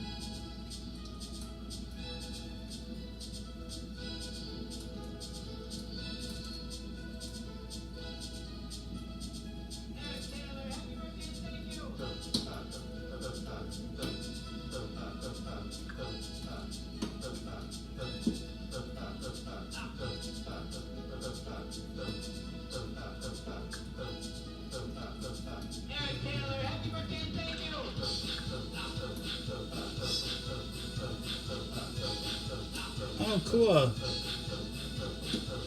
Cool.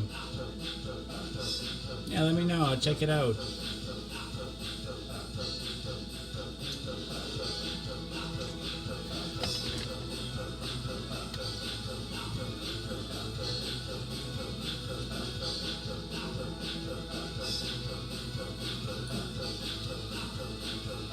What are you gonna call it?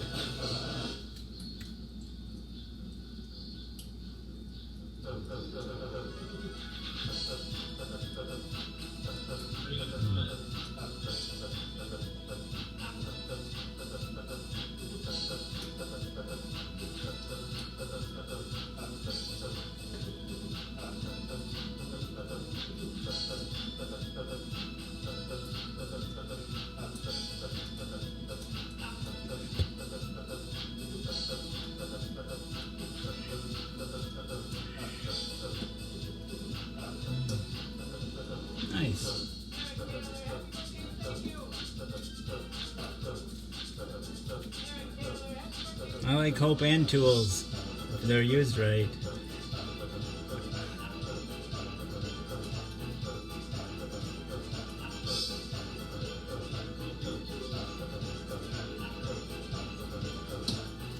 Nice, nice.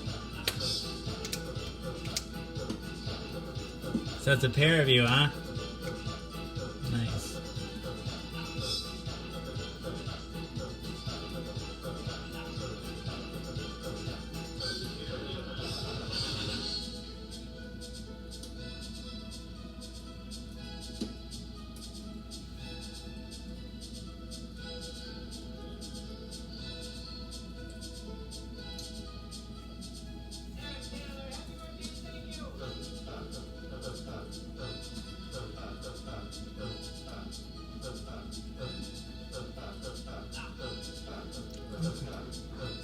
Oh, too bad I missed you.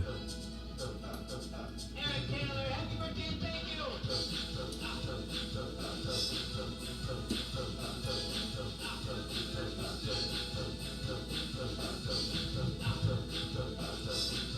you. It's good to see you too. It would have been nice to see you again.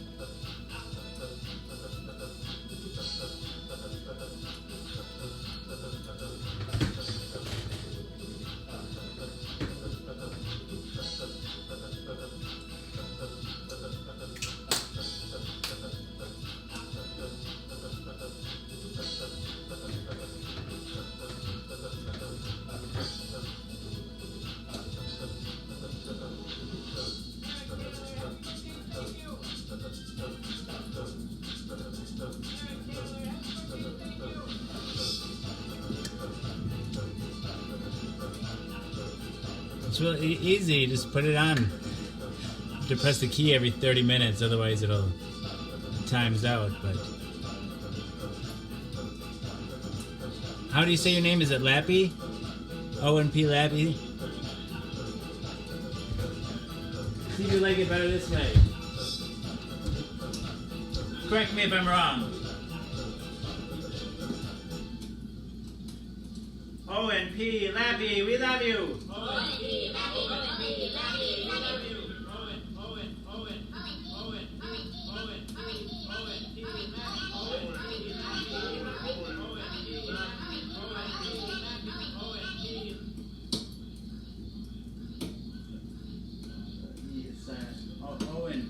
O-N-P Lap. O-N-P Lap, we love you. O-N-P Lap, we love you.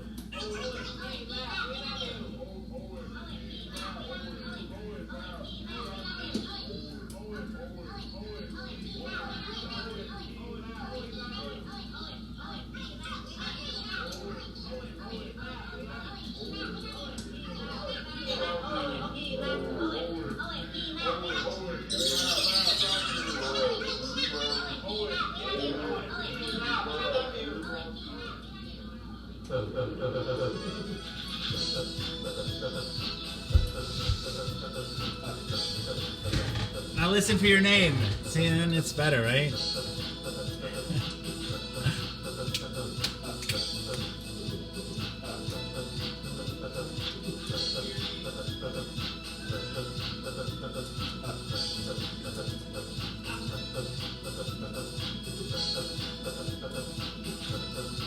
Eric loves it.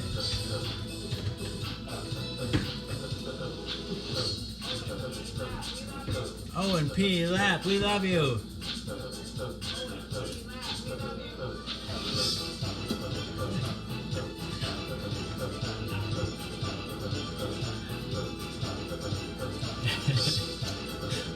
It totally is.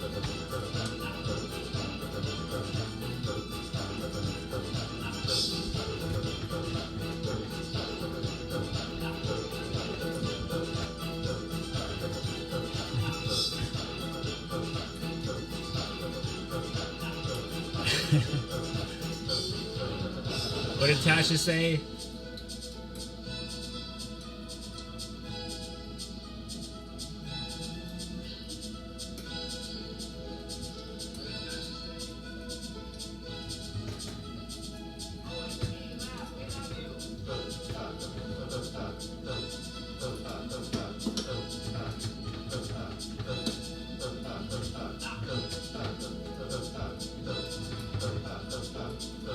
Ha ha ha, Tasha. Right, right.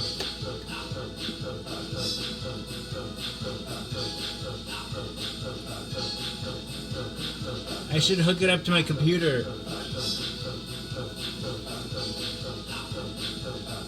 And see, I don't know, I'd probably need some software or something.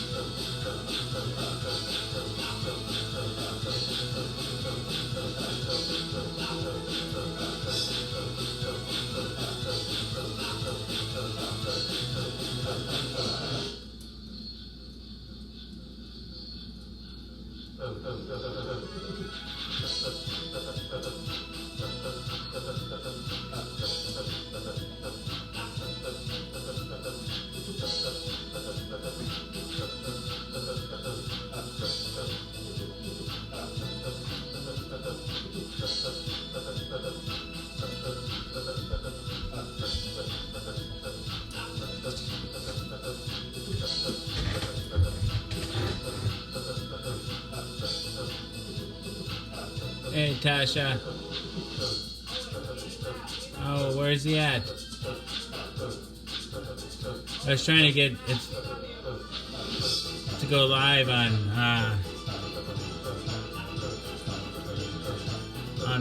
Facebook.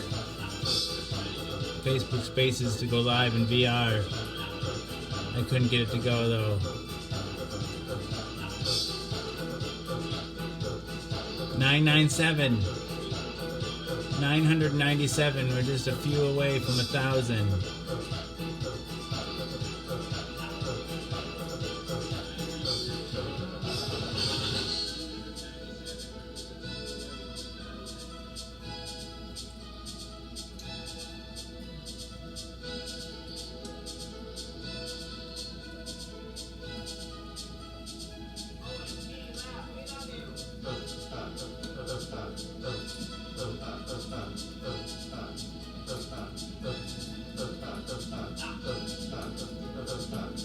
I don't know, maybe something.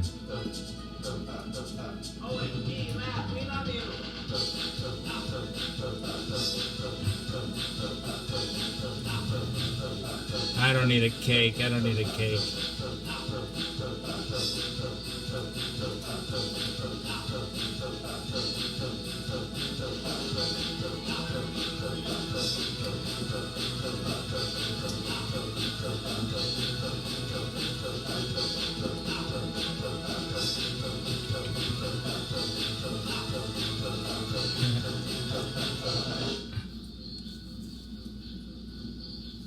A hash cake. That sounds yummy.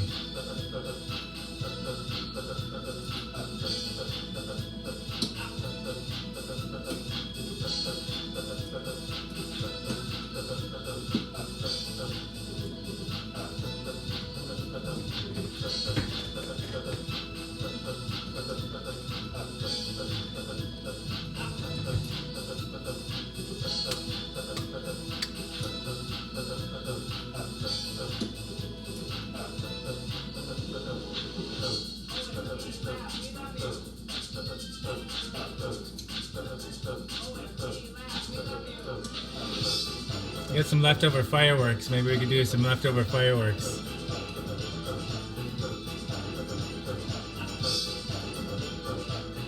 That could be fun.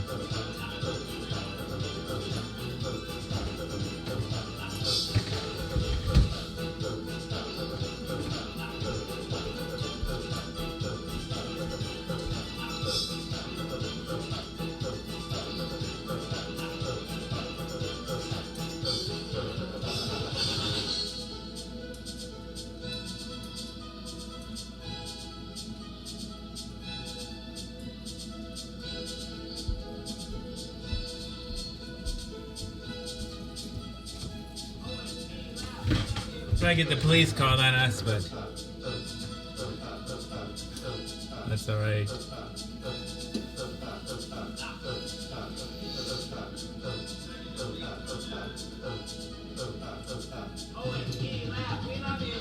April Corso, we got to get you a supporter shout out.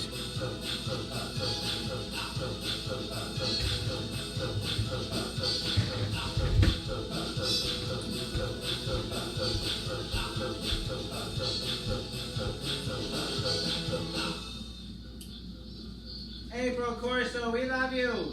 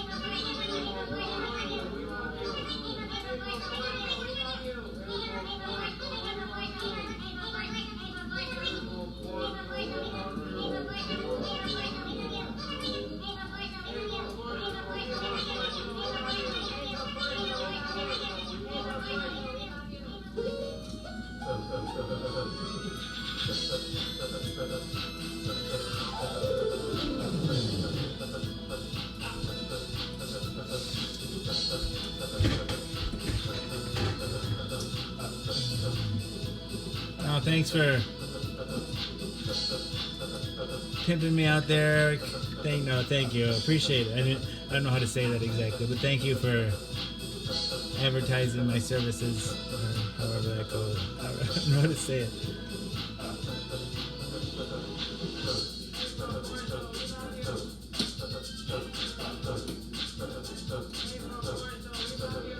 What are you to get what done though? He says he needs some help from us to get that done. Get what done? I'm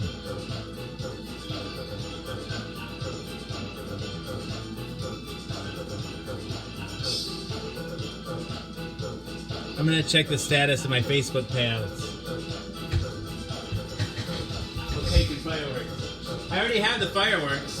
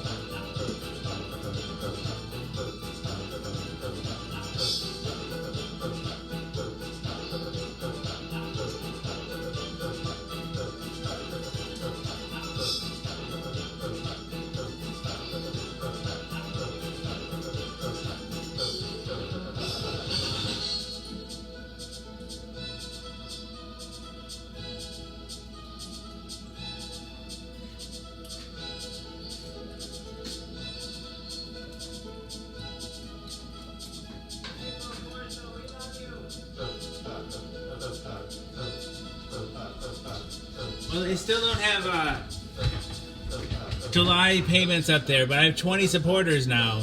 In June there was $34.94 and like $4.99, so like just under $40.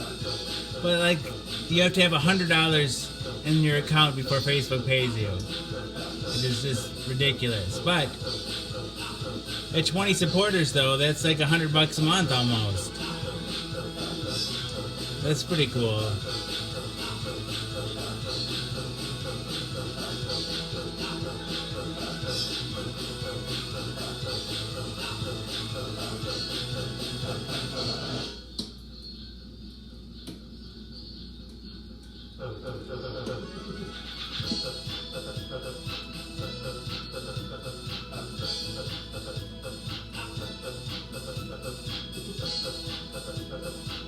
Hey, Gene.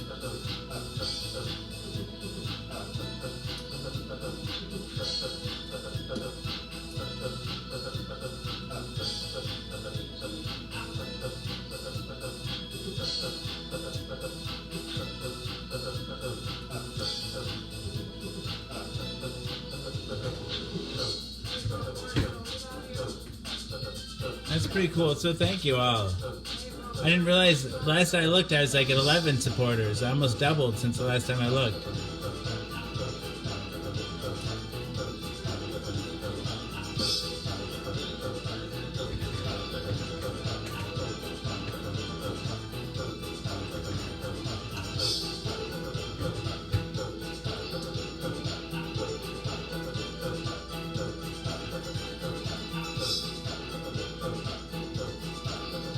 Thanks, Gene Pruitt Bradford.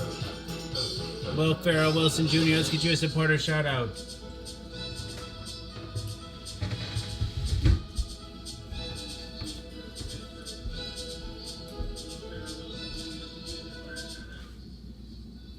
Will Farrell Wilson Jr. Thank you.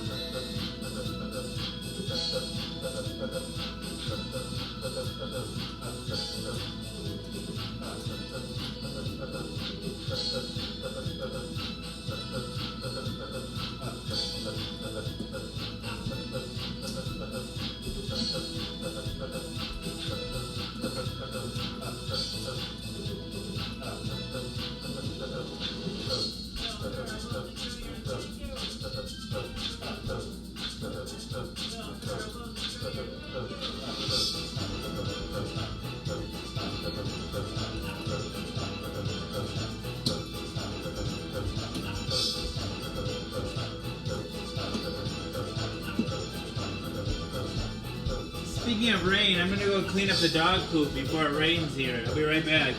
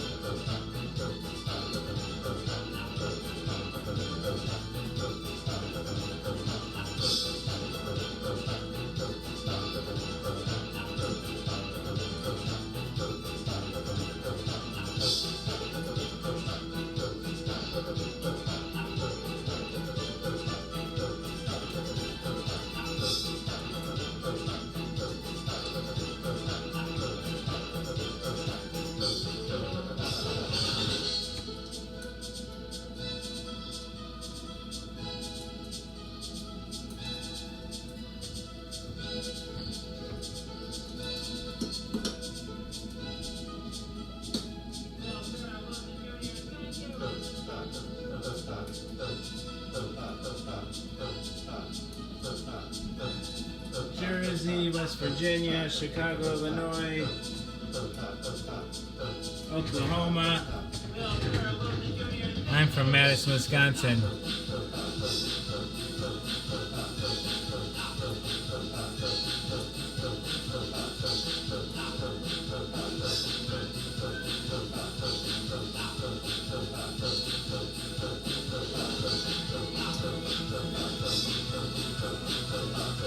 Hey, Scott Monaco.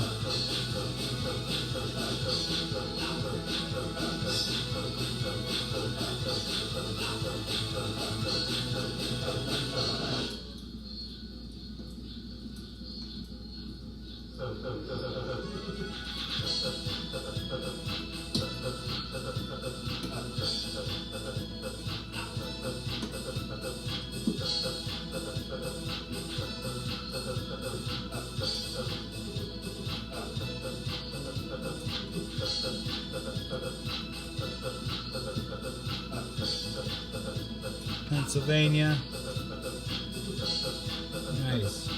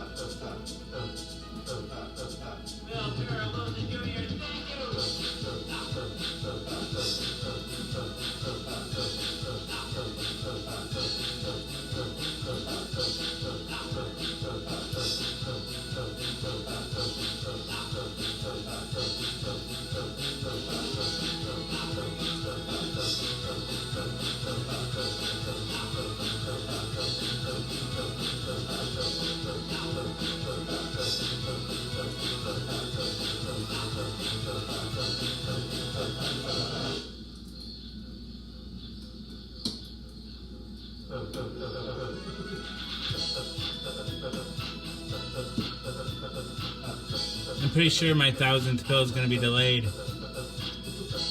I don't know for how long.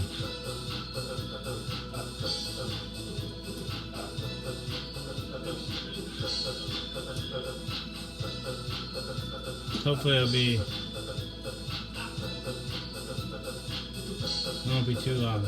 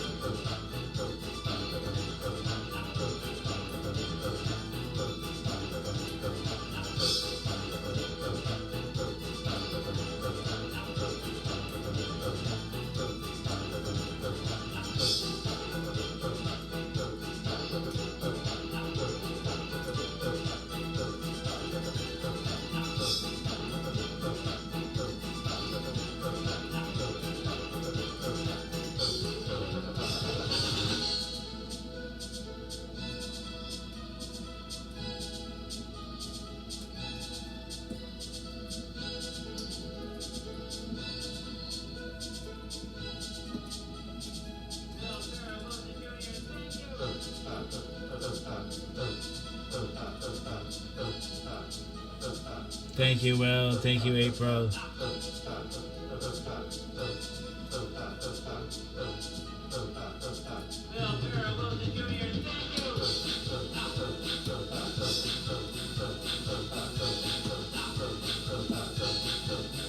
Poop adventure. I don't know.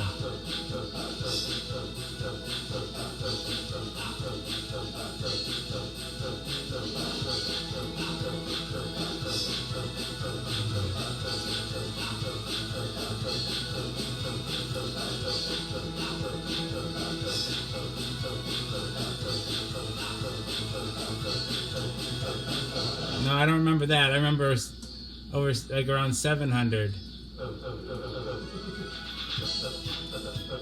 I don't remember with that breaking 1,000 though. The boys are staying with a friend of ours right now. I think Pill 1000 is going to be delayed for probably several days at least. I have an appointment on Monday. I have a feeling there's a good chance I'm going to go into the hospital then.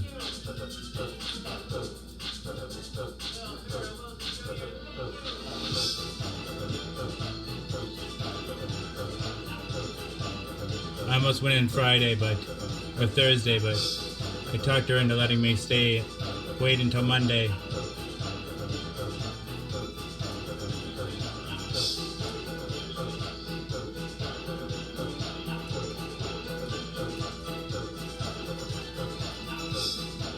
So, I don't know, it's sort of serendipitous that I'll go in and bill $9.99.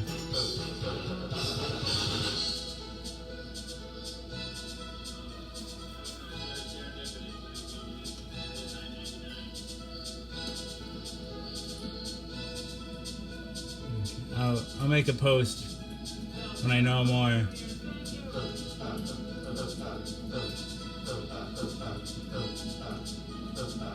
I'll make a big announcement when I get discharged. I'll try to sneak in a live in the hospital too.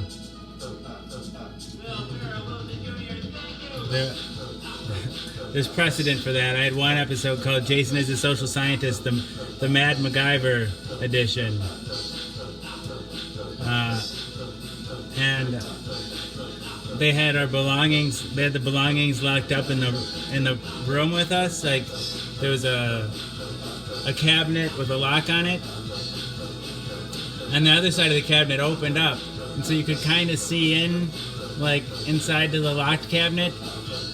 And it was the day before my birthday that I got admitted, so somebody brought me like a birthday basket, and one of the things in the basket was candy. It was like the Raz. It was like candy that turned into gum. Raz Taz, I don't know what it's called. And I chewed it until it turned into gum. And then I had construction paper, and I rolled up the construction paper, and I stuck the gum to the end of it. And then I went into the crack, into that locked cupboard, and I saw my phone in there, and I used the gum to stick to the phone and brought it to the edge of the cabinet shelf, and then when it got to the shelf, I flipped it up sideways and got the phone out, and then I went live, and I held the phone up to my ear, so if the nurses came in, it didn't look like I was talking to myself.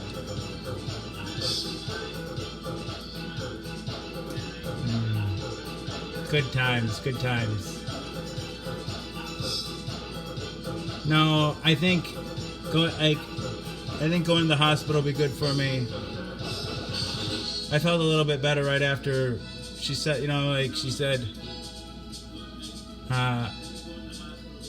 she brought up going into the hospital, and I don't know, they're just like, maybe just having a plan. I don't know what it'll do, really. Maybe have a family meeting and start a new med. I don't know. Just reset.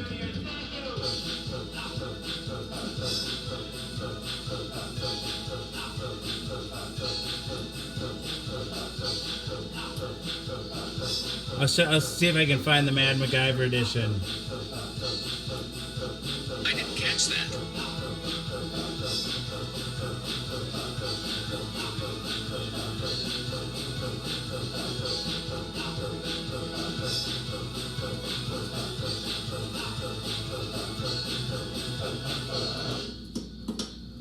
Let's go. Jason is the social scientist, the MacGyver Gone Mad edition.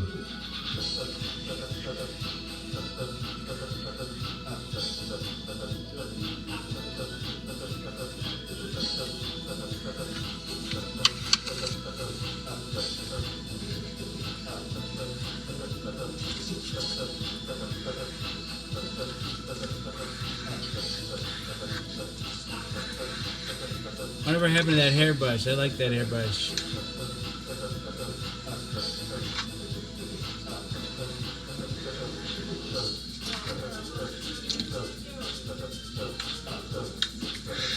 This is my hospital room.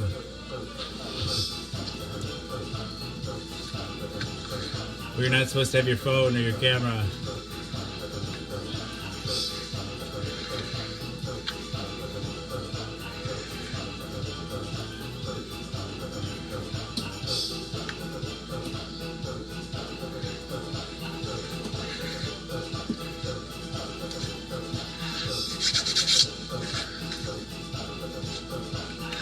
Hello, everyone.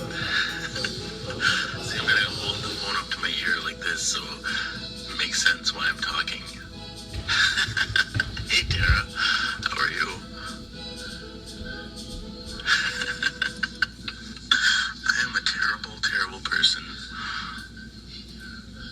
A turd, as they say.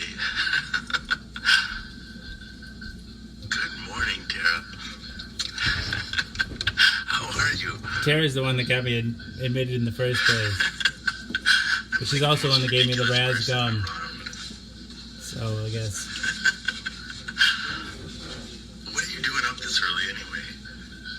Did my Facebook message wake you?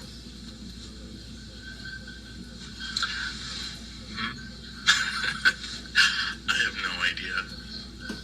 Yes, a big, big turd, she says. Thank you so much. Take it to heck. I didn't so much grow it as just shave off everything but it. Oh, yes. Poor Talon. I'm sorry he doesn't feel well.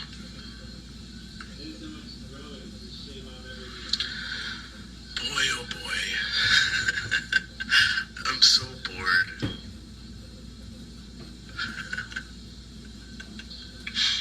Dang it, Dak. Yeah, this is my magic tool, my magic MacGyver tool. And that's Razzle gum. Razzle, that's what it's called. Razzles. Razzles.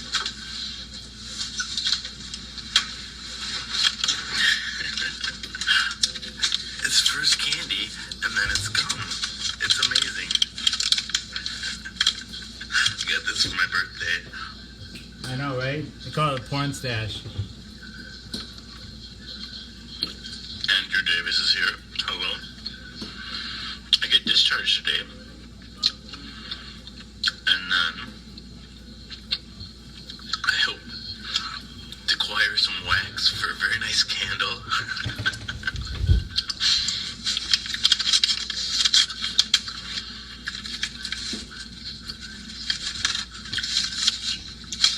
I shouldn't waste this other gum, just in case. Oh, I stayed up all night writing a complaint letter for my treatment team. Andrew Davis is a Flintstones fan too. Yabba dabba doo. Yep. A yabba dabba. Well, do you? I don't know. I'll do you. Dang it, the heck. I found out my viral load today. It's 100 copies per milliliter or something. And I was off my meds for the first few days in the hospital. I got my blood drawn. That's all it takes. It starts coming back. Although the public health nurse told my ex-boyfriend that anything under 50,000 copies per milliliter or something, you're fine. You're not transmissible. And internationally, anything under 200. Would you like me to read it to you? I'd like your opinion, actually. You guys want to hear this complaint letter? I don't remember what it says.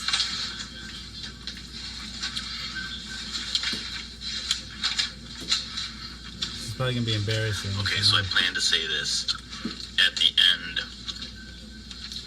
of my... You guys want to hear this? I want to turn whatever, it off. at the end of the meeting, after they tell me I go Alright, home, just listen I'm going to to it. say, before I go, I would like to express some of the frustration I felt after meeting with this treatment team last Friday. As the most well-compensated person in the room and the one charged with the most responsibility, much of this will be directed to you, Dr. Garlow. Granted, this tribunal-style format is not the most conducive type environment in which to form therapeutic relationships. However, it didn't feel just icy this past Friday. Rather, it felt sub-zero, approaching absolute zero compassion or empathy. I don't know for how long, but as of today, I remain employed as a board-certified psychiatric nurse with 12 years inpatient experience. That, combined with my own extensive mental health treatment, has given me the opportunity to learn from and interact with and be frustrated by a great many and variety of psychiatrists, as well as other mental health professionals. While I sat before you, Dr. Garlow, bearing my soul, you rarely looked up from your laptop. It felt to me as if you were only marginally engaged in the process, if at all. The single piece of advice you gave me, Dr. Garlow, was attend groups. In these groups it suggests that focusing attention on more than one thing is neither a mindful nor efficient way of doing the dishes, let alone guiding the mental health treatment of a human being's, let alone guiding the treatment of a human being's mental health. I feel the medical model of psychiatry is deeply flawed. Despite the fact that Lamictal, which was started several days before my arrival here, has not reached a therapeutic level, my mood has improved significantly while hospitalized. This suggests to me that medications play only a minor role in a person's sense of well-being, and is perhaps a testament to the quality of the nursing and other ancillary staff here, as well as the power of a therapeutic milieu. My specific complaints beyond the appearance of disinterest include a lack of feedback from the points I had prepared prior to the previous planning session. You like the alliteration? I would have liked to hear your thoughts on how HAND, HIV-associated neurocognitive disorders, may or may not play a role into my current symptoms, and what it portends for my prognosis. Many providers, including my own infectious disease provider, have not heard of symptomatic HIV nor HAND. If that is true of you too, Garlow and who's the medical student, then a simple acknowledgement and expressed desire to review would have been more than adequate. I mention you, Vu, because it frustrates me that you disregarded my request to order the lab work necessary to more fully screen my stool for gastrointestinal illness. Despite your assertions to the contrary, I am immunocompromised. My loose stools were returned yesterday, which is both disheartening and concerning to me. As this is meant to be a learning environment, I would like to strongly encourage you all to read the article in Up to Date, as well as the other articles in Up to Date pertaining to the pathophysiology of HIV, especially the parts pertaining to the symptomatic HIV and the role that innate lymphoid cells play in the immune systems of those afflicted with HIV. I didn't receive any sense of the plan as to what rate we would titrate the prescribed Lamictal, nor if it is even the appropriate medication for me. Over the weekend, I had to ask my nurse for the Lamictal to be increased. Also, I didn't get a sense of how long I might be here, nor what my diagnosis nor prognosis might be. If the answers to those queries were premature to expect. In lieu of those answers, a simple kind word, an expression of a desire to help me in this time of obvious extreme distress, would really do, or would have done well to help foster a therapeutic relationship between this team and me. Lastly, I felt that Dr. Garlow's disinterest was almost matched by the individual meeting I had with my social worker, Karen. The symptoms of depression make it difficult to This is from even February to do 6, even simple tasks. 2017. And so your seemingly flippant response to my February 6, request for help in 2017. pursuing disability by saying, go to the SSI website while simultaneously attending to your pager was less than helpful, especially since you suggested it would likely be a laborious but fruitless effort. I told myself, this is on the 4th page now, I told myself that I would cap this complaint at 3 pages. But now failing that, here on the 4th page, I want to express my appreciation for this opportunity to voice my concerns directly to you. Blah, blah, blah, blah, I would blah. really like to see specifically psychiatry adopt a more holistic approach especially in this teaching environment. Thank you for your time. Literally drops metaphorical mic. Okay, that's it. I am a robot. Wes Gray says I sound like a robot.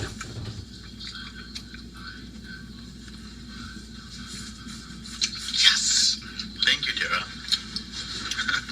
I'm probably going to be miserable at this hospital stay too. My back hurts. I've been sitting up in this awful bed for too long.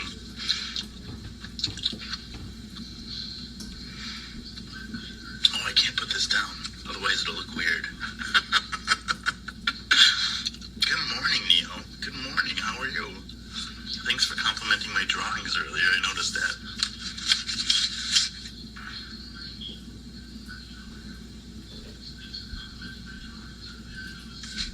Shh. There's someone coming. No, I hear them talking to another room. Another patient in another room.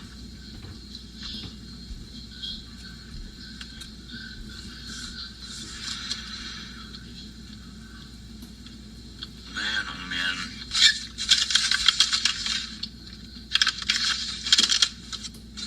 I didn't sleep a wink last night. I was so nervous about this meeting tomorrow.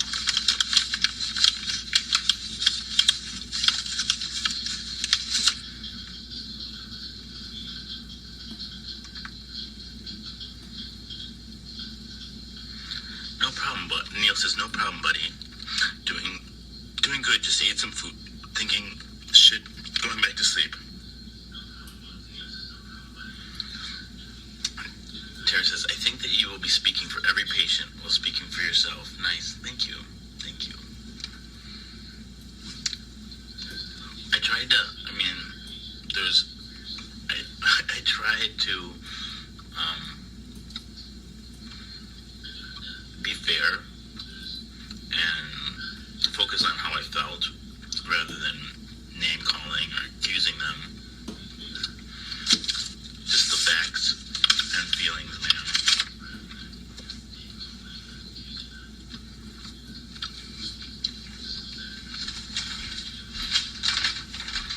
And I talked to some of the other people that work here, I don't like and I'm watching not old the only one that episodes. feels this way, especially about this garb. Embarrassing.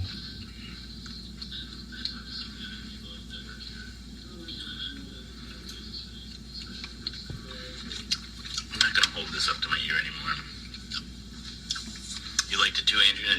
Davis says it didn't seem inappropriate. Good. Thank you. Thank you, thank you.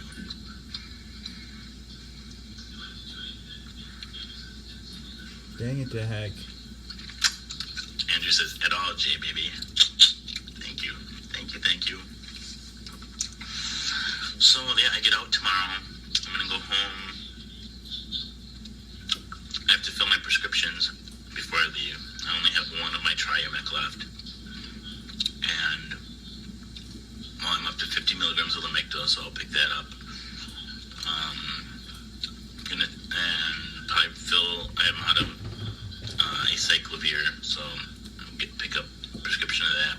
once a day now, prophylactically. Man, I'm gonna have a whole handful of pills now.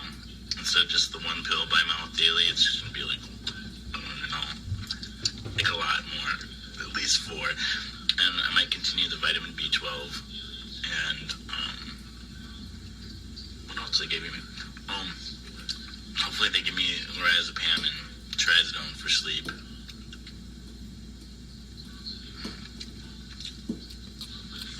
Andrew says, yeah, it was well Smack written my and gum too articulate. much. Thank you.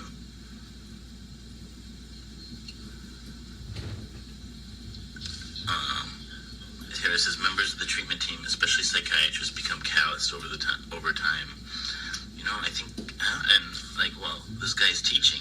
Like, this guy teaches people to be calloused. Is like, I was told by one of the other staff members. I don't want to throw anybody under the bus, but it's like his model for teaching. You know, like, set these professional boundaries. Whatever. It's just I don't think a man like that was ever not calloused.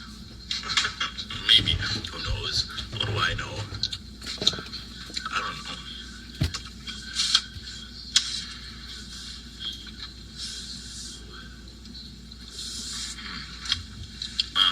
Terrace. Oh, first of all, they were reciting with that speech. I don't know what you mean by that. And then Tara says, are there any psychiatrists locally that specialize in HIV? I don't think. I should look into it. I doubt it.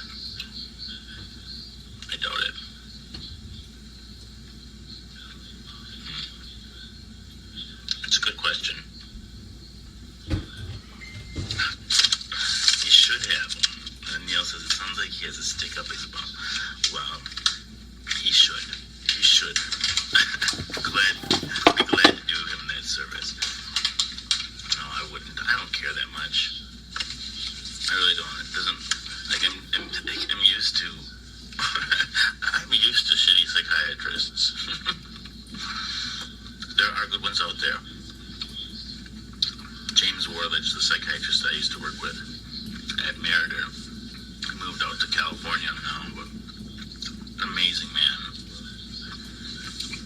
Even a better man than me, believe it or not. Man. Let's see. Oh, my back does hurt. So then once I get home, well, the boys have early release, and I probably won't even get out of here before the boys get home from school. It's almost time to read The Life and Death So in Laura will come the and pick Charity me up. Ward.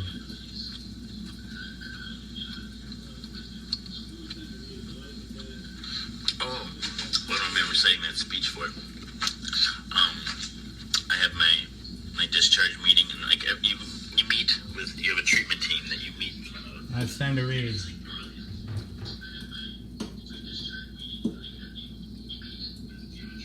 Tribunal in front of, and it's like, it really is tribunal style.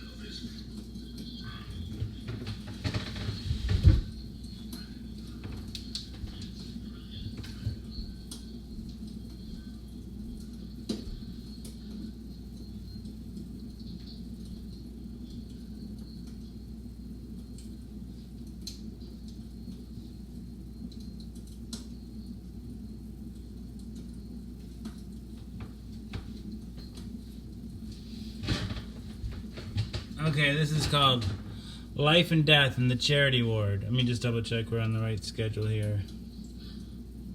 If memory serves, I should start singing it by 1:55.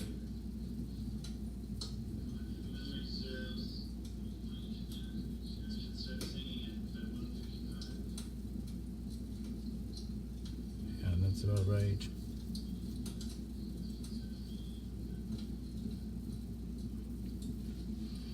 This is Life and Death in the Charity Ward by Charles Bukowski. It's a short story from a book called The Most Beautiful Woman in Town and Other Stories by Charles Bukowski. Again, tonight's story is called Life and Death in the Charity Ward. Now let me get a drink of water first.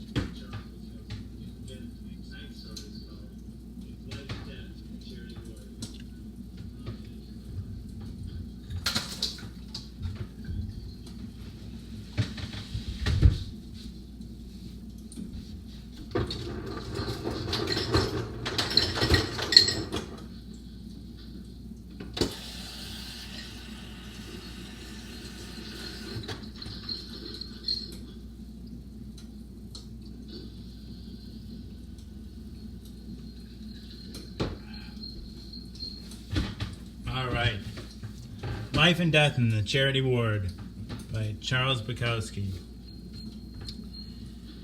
The ambulance was full, but they found me at a place on top, and away we went. I had been vomiting blood from the mouth in large quantities, and I was worried that I might vomit upon the people below me. We rode along, listening to the siren. It sounded far off. It sounded as if the sound weren't coming from our ambulance. We were on our way to the county hospital, all of us. The poor. The charity cases. There was something different wrong with all of us, and many of us would not be coming back. The one thing we had in common was that we were all poor and didn't have much of a chance. We were packed in there. I never realized that an ambulance could hold so many people. "Oh, Lord! Oh, good Lord!" I heard the voice of a black woman below me. "I never thought this would happen to me! I never thought nothing like this would, Lord!" I didn't feel that way about it. I had been playing with death for some time. I can't say we were the best of friends, but we were well acquainted. He had moved a little close, a little fast, on me that night. There had been warnings, pains like swords, stuck in my stomach, but I had ignored them. I had thought I was a tough guy, and pain to me was just like bad luck. I ignored it. I just poured whiskey on top of the pain and went about my business. My business was getting drunk. The whiskey had done it. I should have stayed on the wine.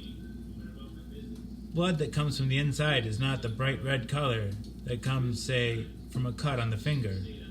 The blood from inside is a dark, purple, almost black, and it stinks. It stinks worse than shit. All that life-giving fluid, it smelled worse than a beer shit. I felt another vomiting spasm coming up. It was the same feeling as throwing up food, and when the blood came out, one felt better, but it was only an illusion. Each mouthful out brought one closer to Papa Death. "Oh, good Lord, I never thought..." The blood came up, and I held it in my mouth. I didn't know what to do. Up there in the upper tier, I would have bedded my friends down quite good. I held the blood in my mouth, trying to think about what to do. The ambulance turned a corner, and the blood began to dribble out of the corners of my mouth. Well, a man had to maintain decencies even while he was dying. I got myself together, closed my eyes, and swallowed my blood back down. I was sickened, but I had solved the problem. I only hoped we got someplace soon where I could let the next one go. Really, there wasn't any thought of dying. The only thoughts I had was, 1. This, a terrible inconvenience. I am no longer in control of what is happening. They narrowed down your choices and pushed you around. The ambulance got there, and I was on a table, and they were asking me questions. What was my religion? Where was I born? Did I owe the county any money from earlier trips to their hospital? When was I born? Parents alive? Married? All that, you know. They talk to a man as if he'd had all his faculties. They don't even pretend that you are dying. And they are hardly in a hurry. It does have a calming effect, but that's not their reason. They are simply bored, and they don't care whether you die, fly, or fart. No, they'd rather you didn't fart. Then I was on an elevator, and the door opened into what appeared to be a dark cellar. I was rolled out. They placed me on a bed and left. An orderly appeared out of nowhere and gave me a small white pill. "Take this," he said. I swallowed the pill, and he handed me a glass of water, and then vanished. It was the kindest thing that had happened to me in some time. I leaned back and noticed my surroundings. There were 8 or 10 beds, all occupied by male Americans. We each had a tin bucket of water and a glass on the nightstand. The sheets seemed clean. It was very dark in there and cold, much the feeling of an apartment house cellar. There was one small bulb, unshaded. Next to me was a huge man. He was old, in his mid-50s, but he was huge, although much of the hugeness was fat. He did get off the feeling of much strength. He was strapped down in his bed. He stared straight up and spoke to the ceiling. And he was such a nice boy, such a clean boy. He needed the job. He said he needed the job, and I said, I like your looks, boy. We need a good fry cook. A good, honest fry cook. And I can tell an honest face, boy. I can tell character.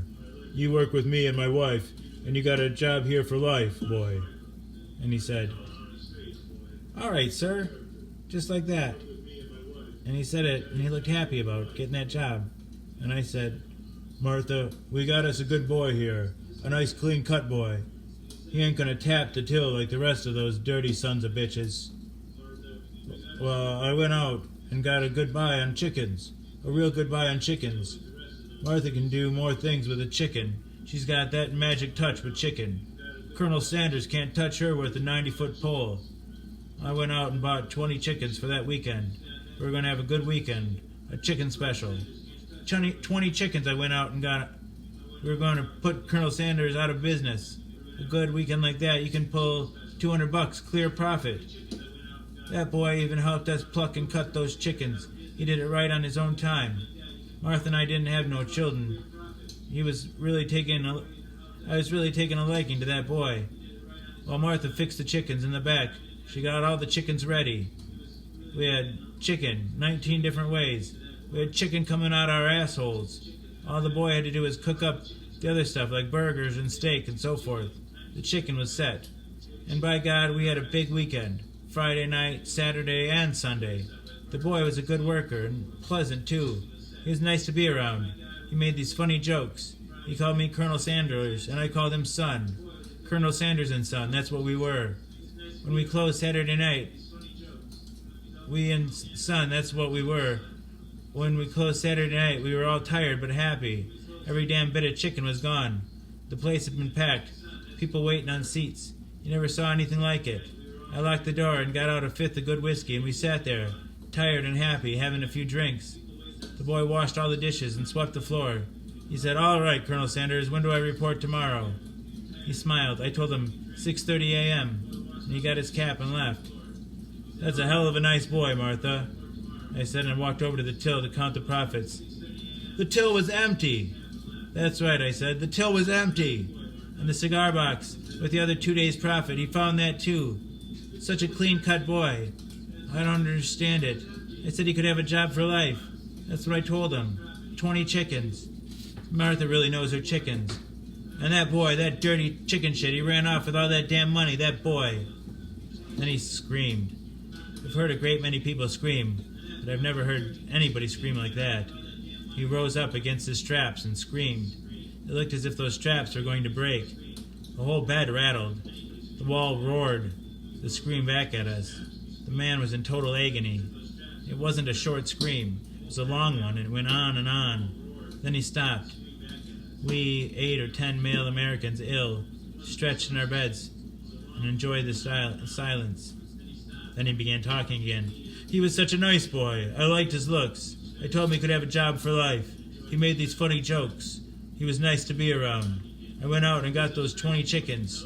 20 chickens. On a good weekend, you can clear 200. We had 20 chickens. The boy called me Colonel Sanders. I leaned out of bed and vomited a mouthful of blood. The next day, a nurse came out and got me and helped me on a rolling platform. I was still vomiting up blood and was quite weak. She rolled me on the elevator. The technician got behind his machine. They poked a point into my belly and told me to stand there. I felt very weak. I'm too weak to stand up, I said. Just stand there, said the technician. I don't think I can, I said. Hold still. I felt myself slowly beginning to fall over backwards. I'm falling, I said. Don't fall, he said. Hold still, said the nurse. I fell over backwards. I felt as if I were made of rubber. There was no feeling when I hit the floor. I felt very light. I probably was. Oh, God damn it, said the technician. The nurse helped me up and stood me against the machine with the point jamming into my stomach. I can't stand, I said. I think I'm dying. I can't stand up. I'm sorry, but I can't stand up. Stand still, said the technician. Just stand there. Stand still, said the nurse. I could feel myself falling. I fell over backwards. I'm sorry, I said. God damn you, the technician screamed. You made me waste 2 films. Those goddamn films cost money. I'm sorry, I said. Take him out of here, said the technician. The nurse helped me up and put me back on the roller. The humming nurse rolled me back to the elevator, humming. They did take me out of the cellar and put me into a large room, a very large room. There were about 40 people dying in there. The wires to the buttons had been cut, and large wooden doors, thick wooden doors coated with slabs of tin on both sides, closed us away from the nurses and doctors. They had put the sides up around my bed, and I was asked to use the bedpan, but I didn't like the bedpan, especially to vomit blood into, and far less into shit into.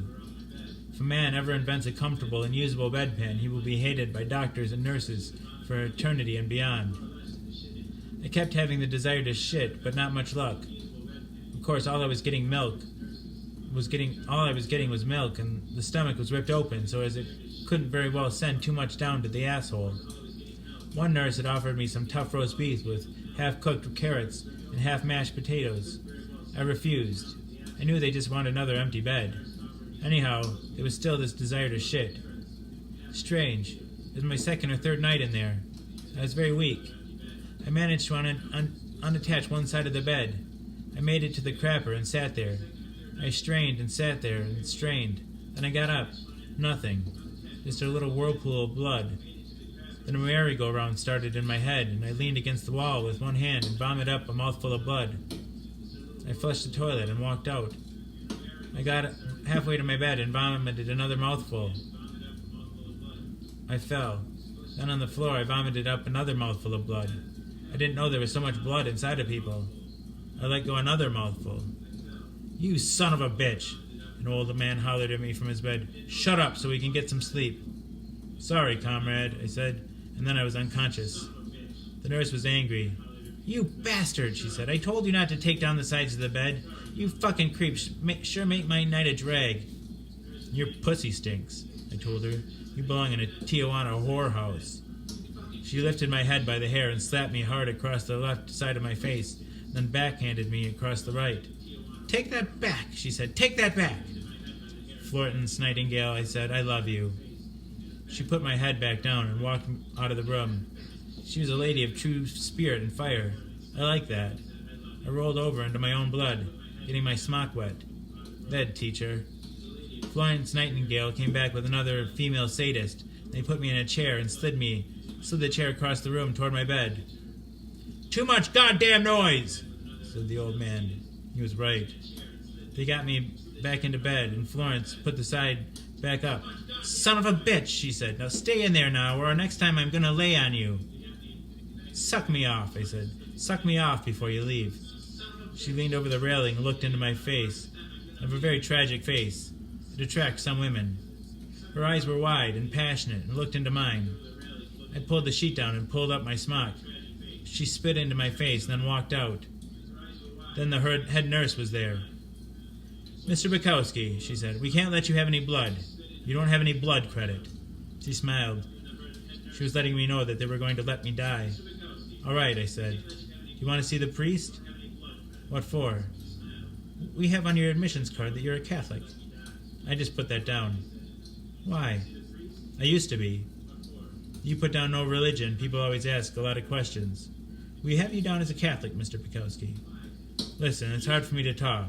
I'm dying, all right? All right, I'm a Catholic. Have it your way." "We can't let you have any blood, Mr. Bukowski." "Listen, my father works for the county. I think they have a blood program.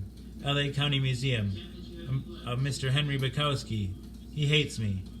We'll check it out." There was something about my papers going down while I was upstairs. I didn't see a doctor until the 4th day, and by then they had found that my father, who hated me, was a good guy who had a job, and who had a drunken, dying son without a job, and the good guy had given blood to the blood program, so they hooked up a bottle and poured it to me. 13 pints of blood, and 13 pints of glucose without stop. The nurse ran out of places to stick the needle. I awakened once, and the priest was standing over me. "Father," I said, "please go away. I can die without this." "You want me to leave, my son?" "Yes, Father." "Have you lost faith?" "Yes, I've lost the faith." "Once a Catholic, always a Catholic, my son." "Bullshit, Father." An old man in the next bed said, "Father, Father, I'll talk to you. You talk to me, Father." The priest went over there. I wanted to die. You know goddamn well I didn't die, or I wouldn't be telling you this now. They moved me into a room with a black guy and a white guy.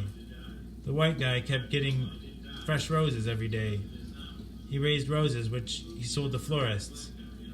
He wasn't raising any roses right then. The black guy had busted open like me. The white guy had a bad heart. A very bad heart.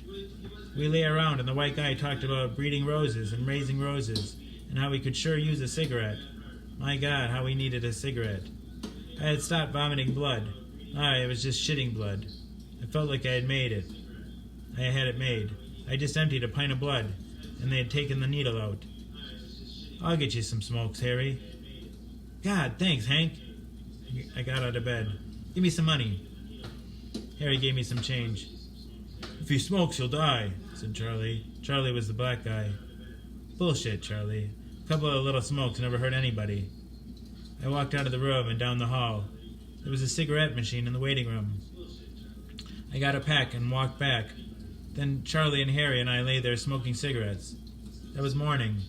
About noon the doctor came by and put a machine on Harry.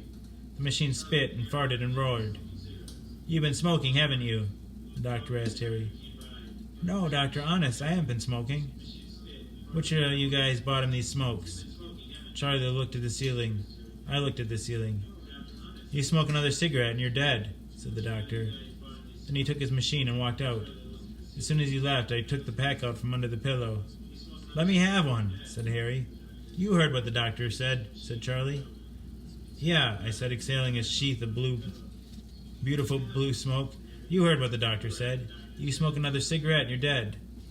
"I'd rather die happy than live in misery," said Harry. "I can't be responsible for your death, Harry," I said. "I'm going to pass these cigarettes to Charlie, and if he wants to give you one, he can." I passed them over to Charlie, who had them sent to her bed. "All right, Charlie," said Harry, "let's have them." "I can't do it, Harry. I can't kill you, Harry." Charlie passed the cigarettes back to me. "Come on, Hank, let me have a smoke." "No, Harry." "Please, I beg you, man, just one more smoke." "Oh, for Christ's sake." I threw him the whole pack. His hand trembled as he took one out. "I don't have any matches. Who's got matches?" "Oh, for Christ's sake," I said. I threw him the matches. They came and hooked me to another bottle. About 10 minutes later, my father arrived. Vicky was with him, so drunk she could hardly stand up. "Lover," she said, "lover boy." She staggered up against the edge of the bed. I looked at the old man. "You son of a bitch," I said. "You didn't have to bring her up drunk." "Lover boy, don't you want to see me, huh? Huh, lover boy?" "I warned you not to get involved with a woman like that." "She's broke, you bastard. You brought her whiskey, got her drunk, and brought her up here." "I told you she was no good, Henry. I told you she was a bad woman." "Don't you love me anymore, lover boy?" "Get out of here, now!" I told the old man. No, I want you to see the kind of woman you have." "I know what kind of woman I have. Now get her out of here now, or so help me Christ, I'm going to pull the needle out of my arm and whip your ass." The old man moved her out. I fell back on the pillow. "She's a looker," said Harry.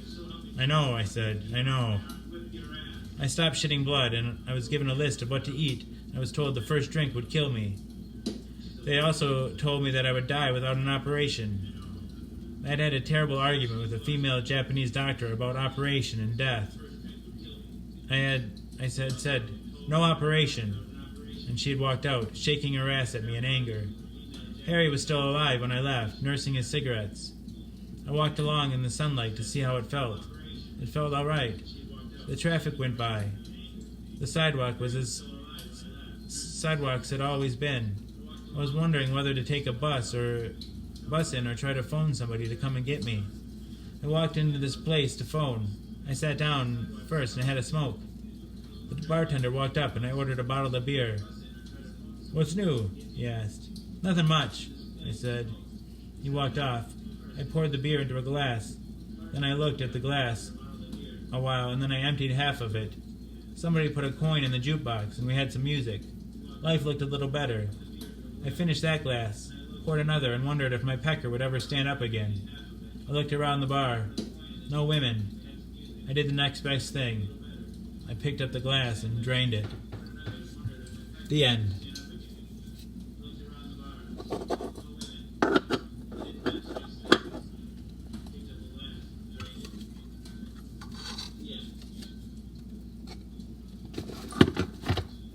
That's gonna be Johnny Marsh at the end.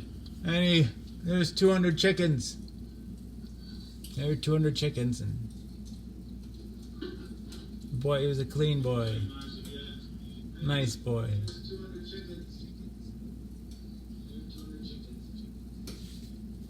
Amy Baca gets me higher than Flocka.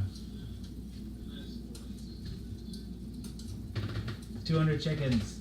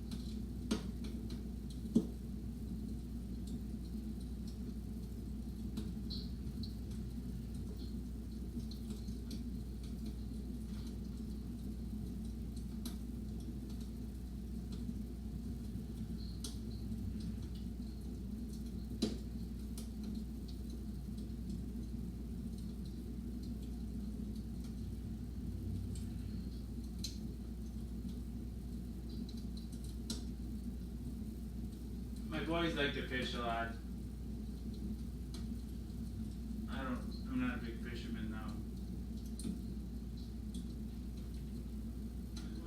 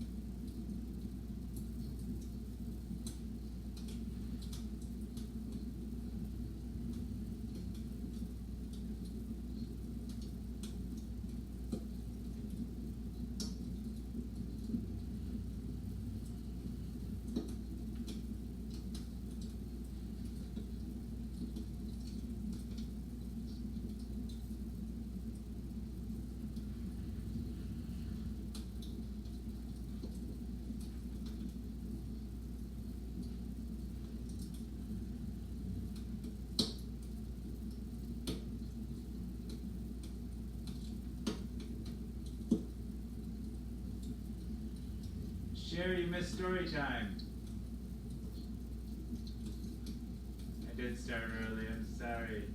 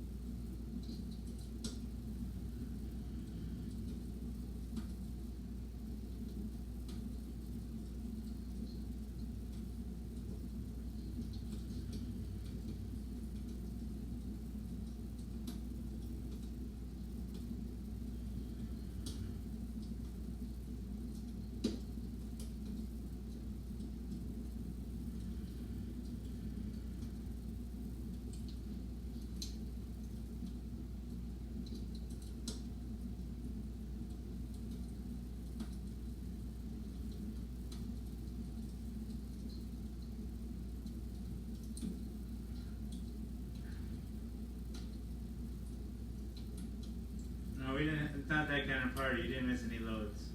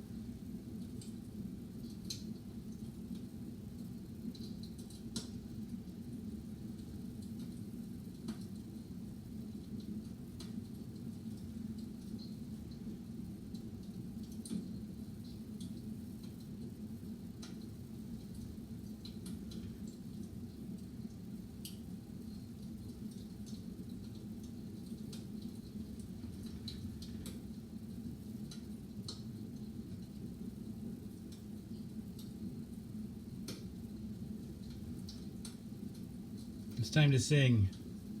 So I just write an email to my social worker.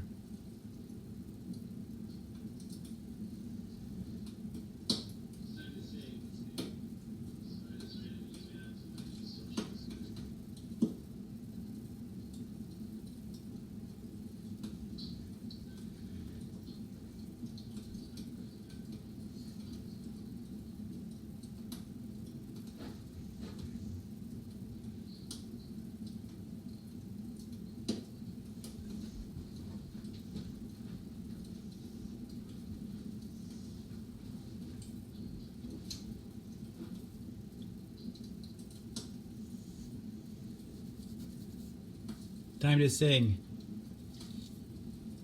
Antisocial experiment. Good call, Betty.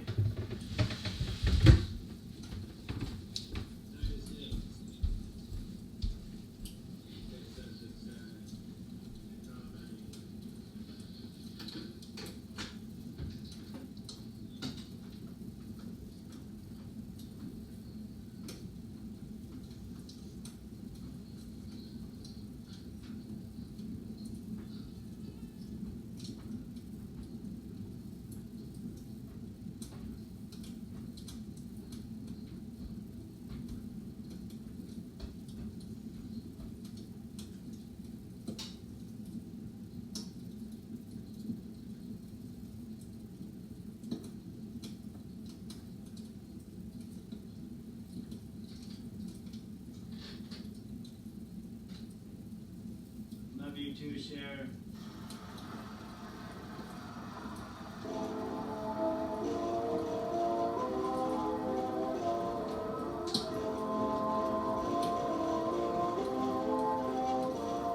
In just a breathless moment now, the violin will sound. I'll hold you close, and this is how I'll dance you into my house. I'll dance you up, I'll dance you down. We'll dance the night away. I'll dance you to the end of time and to the brink of day. I'll see you standing there with the star fall in your hair, and I'll ask you if you care. We'll go waltzing with me in the air, and we'll step into a magic spell and leave the earth below. I'll dance you to a fairly well and never let you go.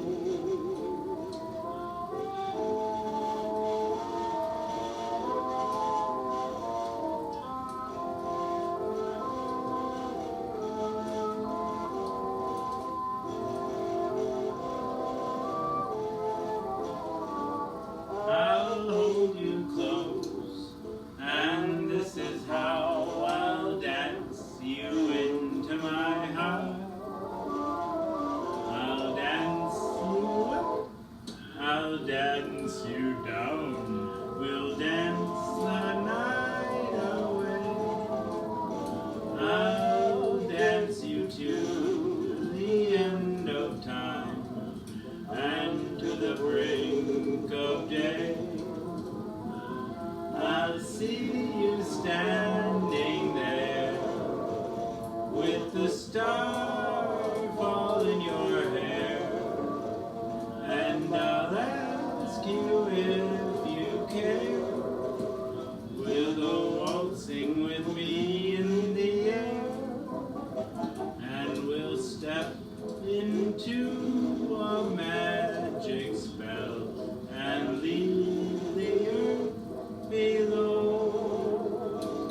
I'll dance you to a fairly well and never let you go.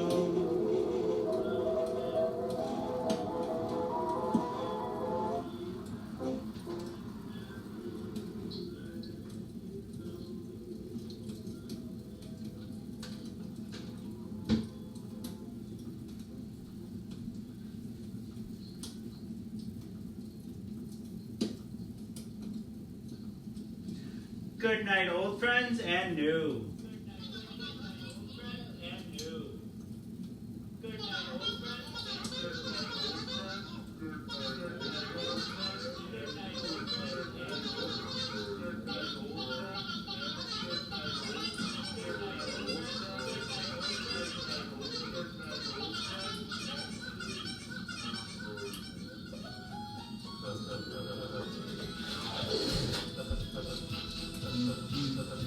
All right, we've come once again to the anticlimax.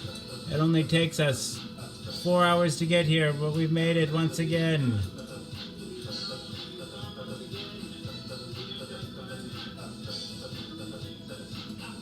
All right. So some of you might be wondering what this show is about.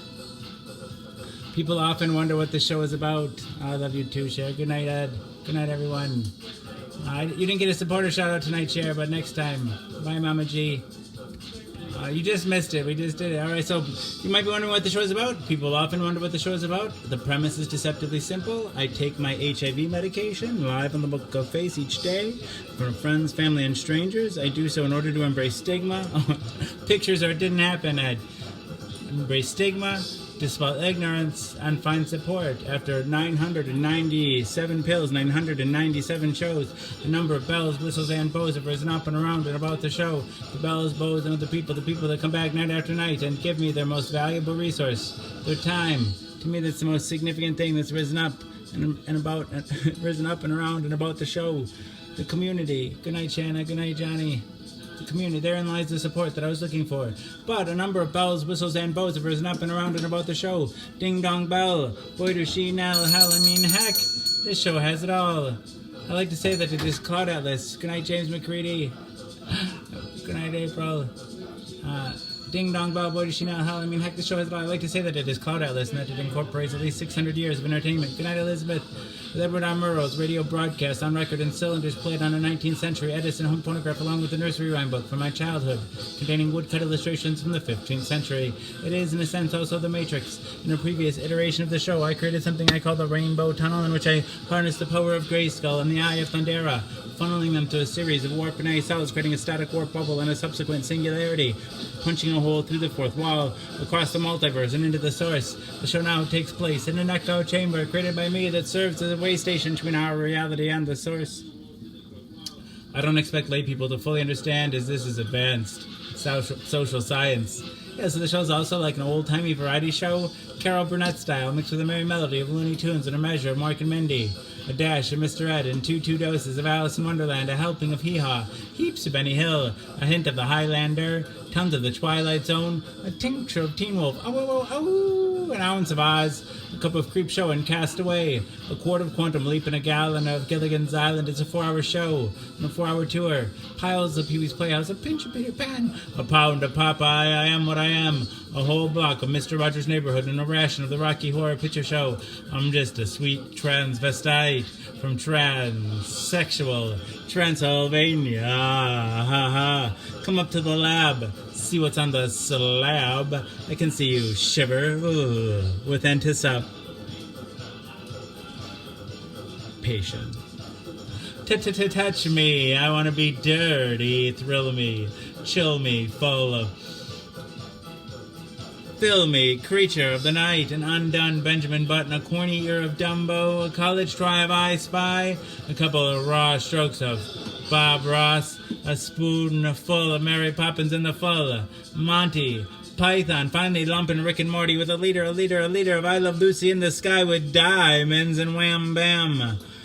Thank you, ma'am. You've got the show. Everything is out of place and out of time here, including and especially me. April will always be pregnant. Harambe will always be ready for her Five's the first. And the second coming will always be risen with the Obamas getting blowjobs from the Woodies. The Supermen and their boners will always be spinsters and sempstresses working the sweatshop. The Twin Towers will always stand with Lady Liberty. You will have their MTV. Pigs will fly. Disco and dance will reign. Like men did in the days of old. I write nightly the future history of anachronism for your future children and your elderly grandparents. May they enjoy it now and time immemorial. If If I'd have people take only one thing away from this show, it would be the knowledge that HIV is preventable. If you're HIV negative, there's a once-a-day pill you can take. They call it PrEP, or pre-exposure protocol.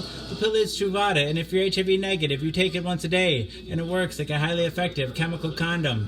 It prevents HIV. But if you're already HIV positive like me, treatment is prevention. By taking my medication every day and maintaining an undetectable viral load, it makes it so I'm not contagious. U equals U. Undetectable equals untransmissible. You could fuck me bareback all day long and never catch HIV from me. It's a brave new world. The future is now, and it's 1969. Free love. Woo. All right. No, I have a wife and 2 kids and a dog. All right, new bottle.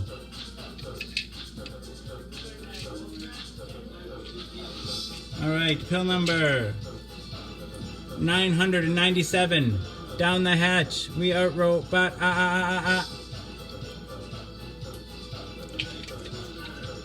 And it's down. Time for the lights to go down as well.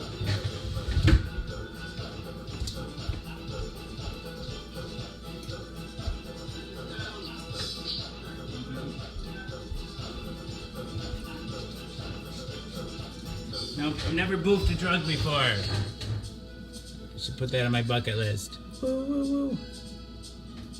Alright, dang it to heck. I want to thank you all for being here. I had a fabulous time. Expect an early show tomorrow too. Excuse me. Alright, this is the house that Jack built. This is the malt that lay in the house that Jack built. This is the rat that ate the malt that lay in the house that Jack built. This is the cat that killed the rat that ate the malt that lay in the house that Jack built. This is the dog that worried the cat that killed the rat that ate the malt that lay in the house that Jack built. This is the cow with the crumpled horn that tossed the dog that worried the cat that killed the rat that ate the malt that lay in the house that Jack built. This is the maiden all forlorn that milked the cow with the crumpled horn that tossed the dog that worried the cat that killed the rat that ate the malt that lay in the house that Jack built. This is the man all tattered and torn that kissed the maiden all forlorn that milked the cow with the crumpled horn that tossed the dog that worried the cat that killed the rat that ate the malt that lay in the house that Jack built. This is the priest all shaven and shorn that married the man all tattered and torn that kissed the maiden all forlorn that milked the cow with the crumpled horn that tossed the dog that worried the cat that killed the rat that ate the malt that lay in the house that Jack built. Good night, Mantanny. Good night, Johnny. Good night, everyone. Good night, Cher. Good night, Damo. Alright, this is the cock that crowed in the morn that woke the priest all shaven and shorn that married the man all tattered and torn that kissed the maiden all forlorn that milked the cow with the crumpled horn that tossed the dog that worried the cat that killed the rat that ate the malt that lay in the house that Jack built. This is the farmer that sowed the corn that fed the cock that crowed in the morn that woke the priest all shaven and shorn that married the man all tattered and torn that kissed the maiden all forlorn that milked the cow with the crumpled horn that tossed the dog that worried the cat that killed the rat that ate the malt that lay in the house that Jack built. Good night, Eric Moore. This is the farmer that sowed the corn that fed the cock that crowed in the morn that woke the priest all shaven and shorn that married the man all tattered and torn that kissed the maiden all forlorn that milked the cow with the crumpled horn that tossed the dog that worried the cat that killed the rat that ate the malt that lay in the house that Jack built. Alright, I love you all. It's over already. Mwah. You got to see my cock, Damo. You made it just in time. We'll do an early show tomorrow too, I think. Alright, I love you all. It's time to go. Come back tomorrow. I'll have more ideas for you. You'll have things you want to talk about, and so will I. But alas, now it's time to say goodbye.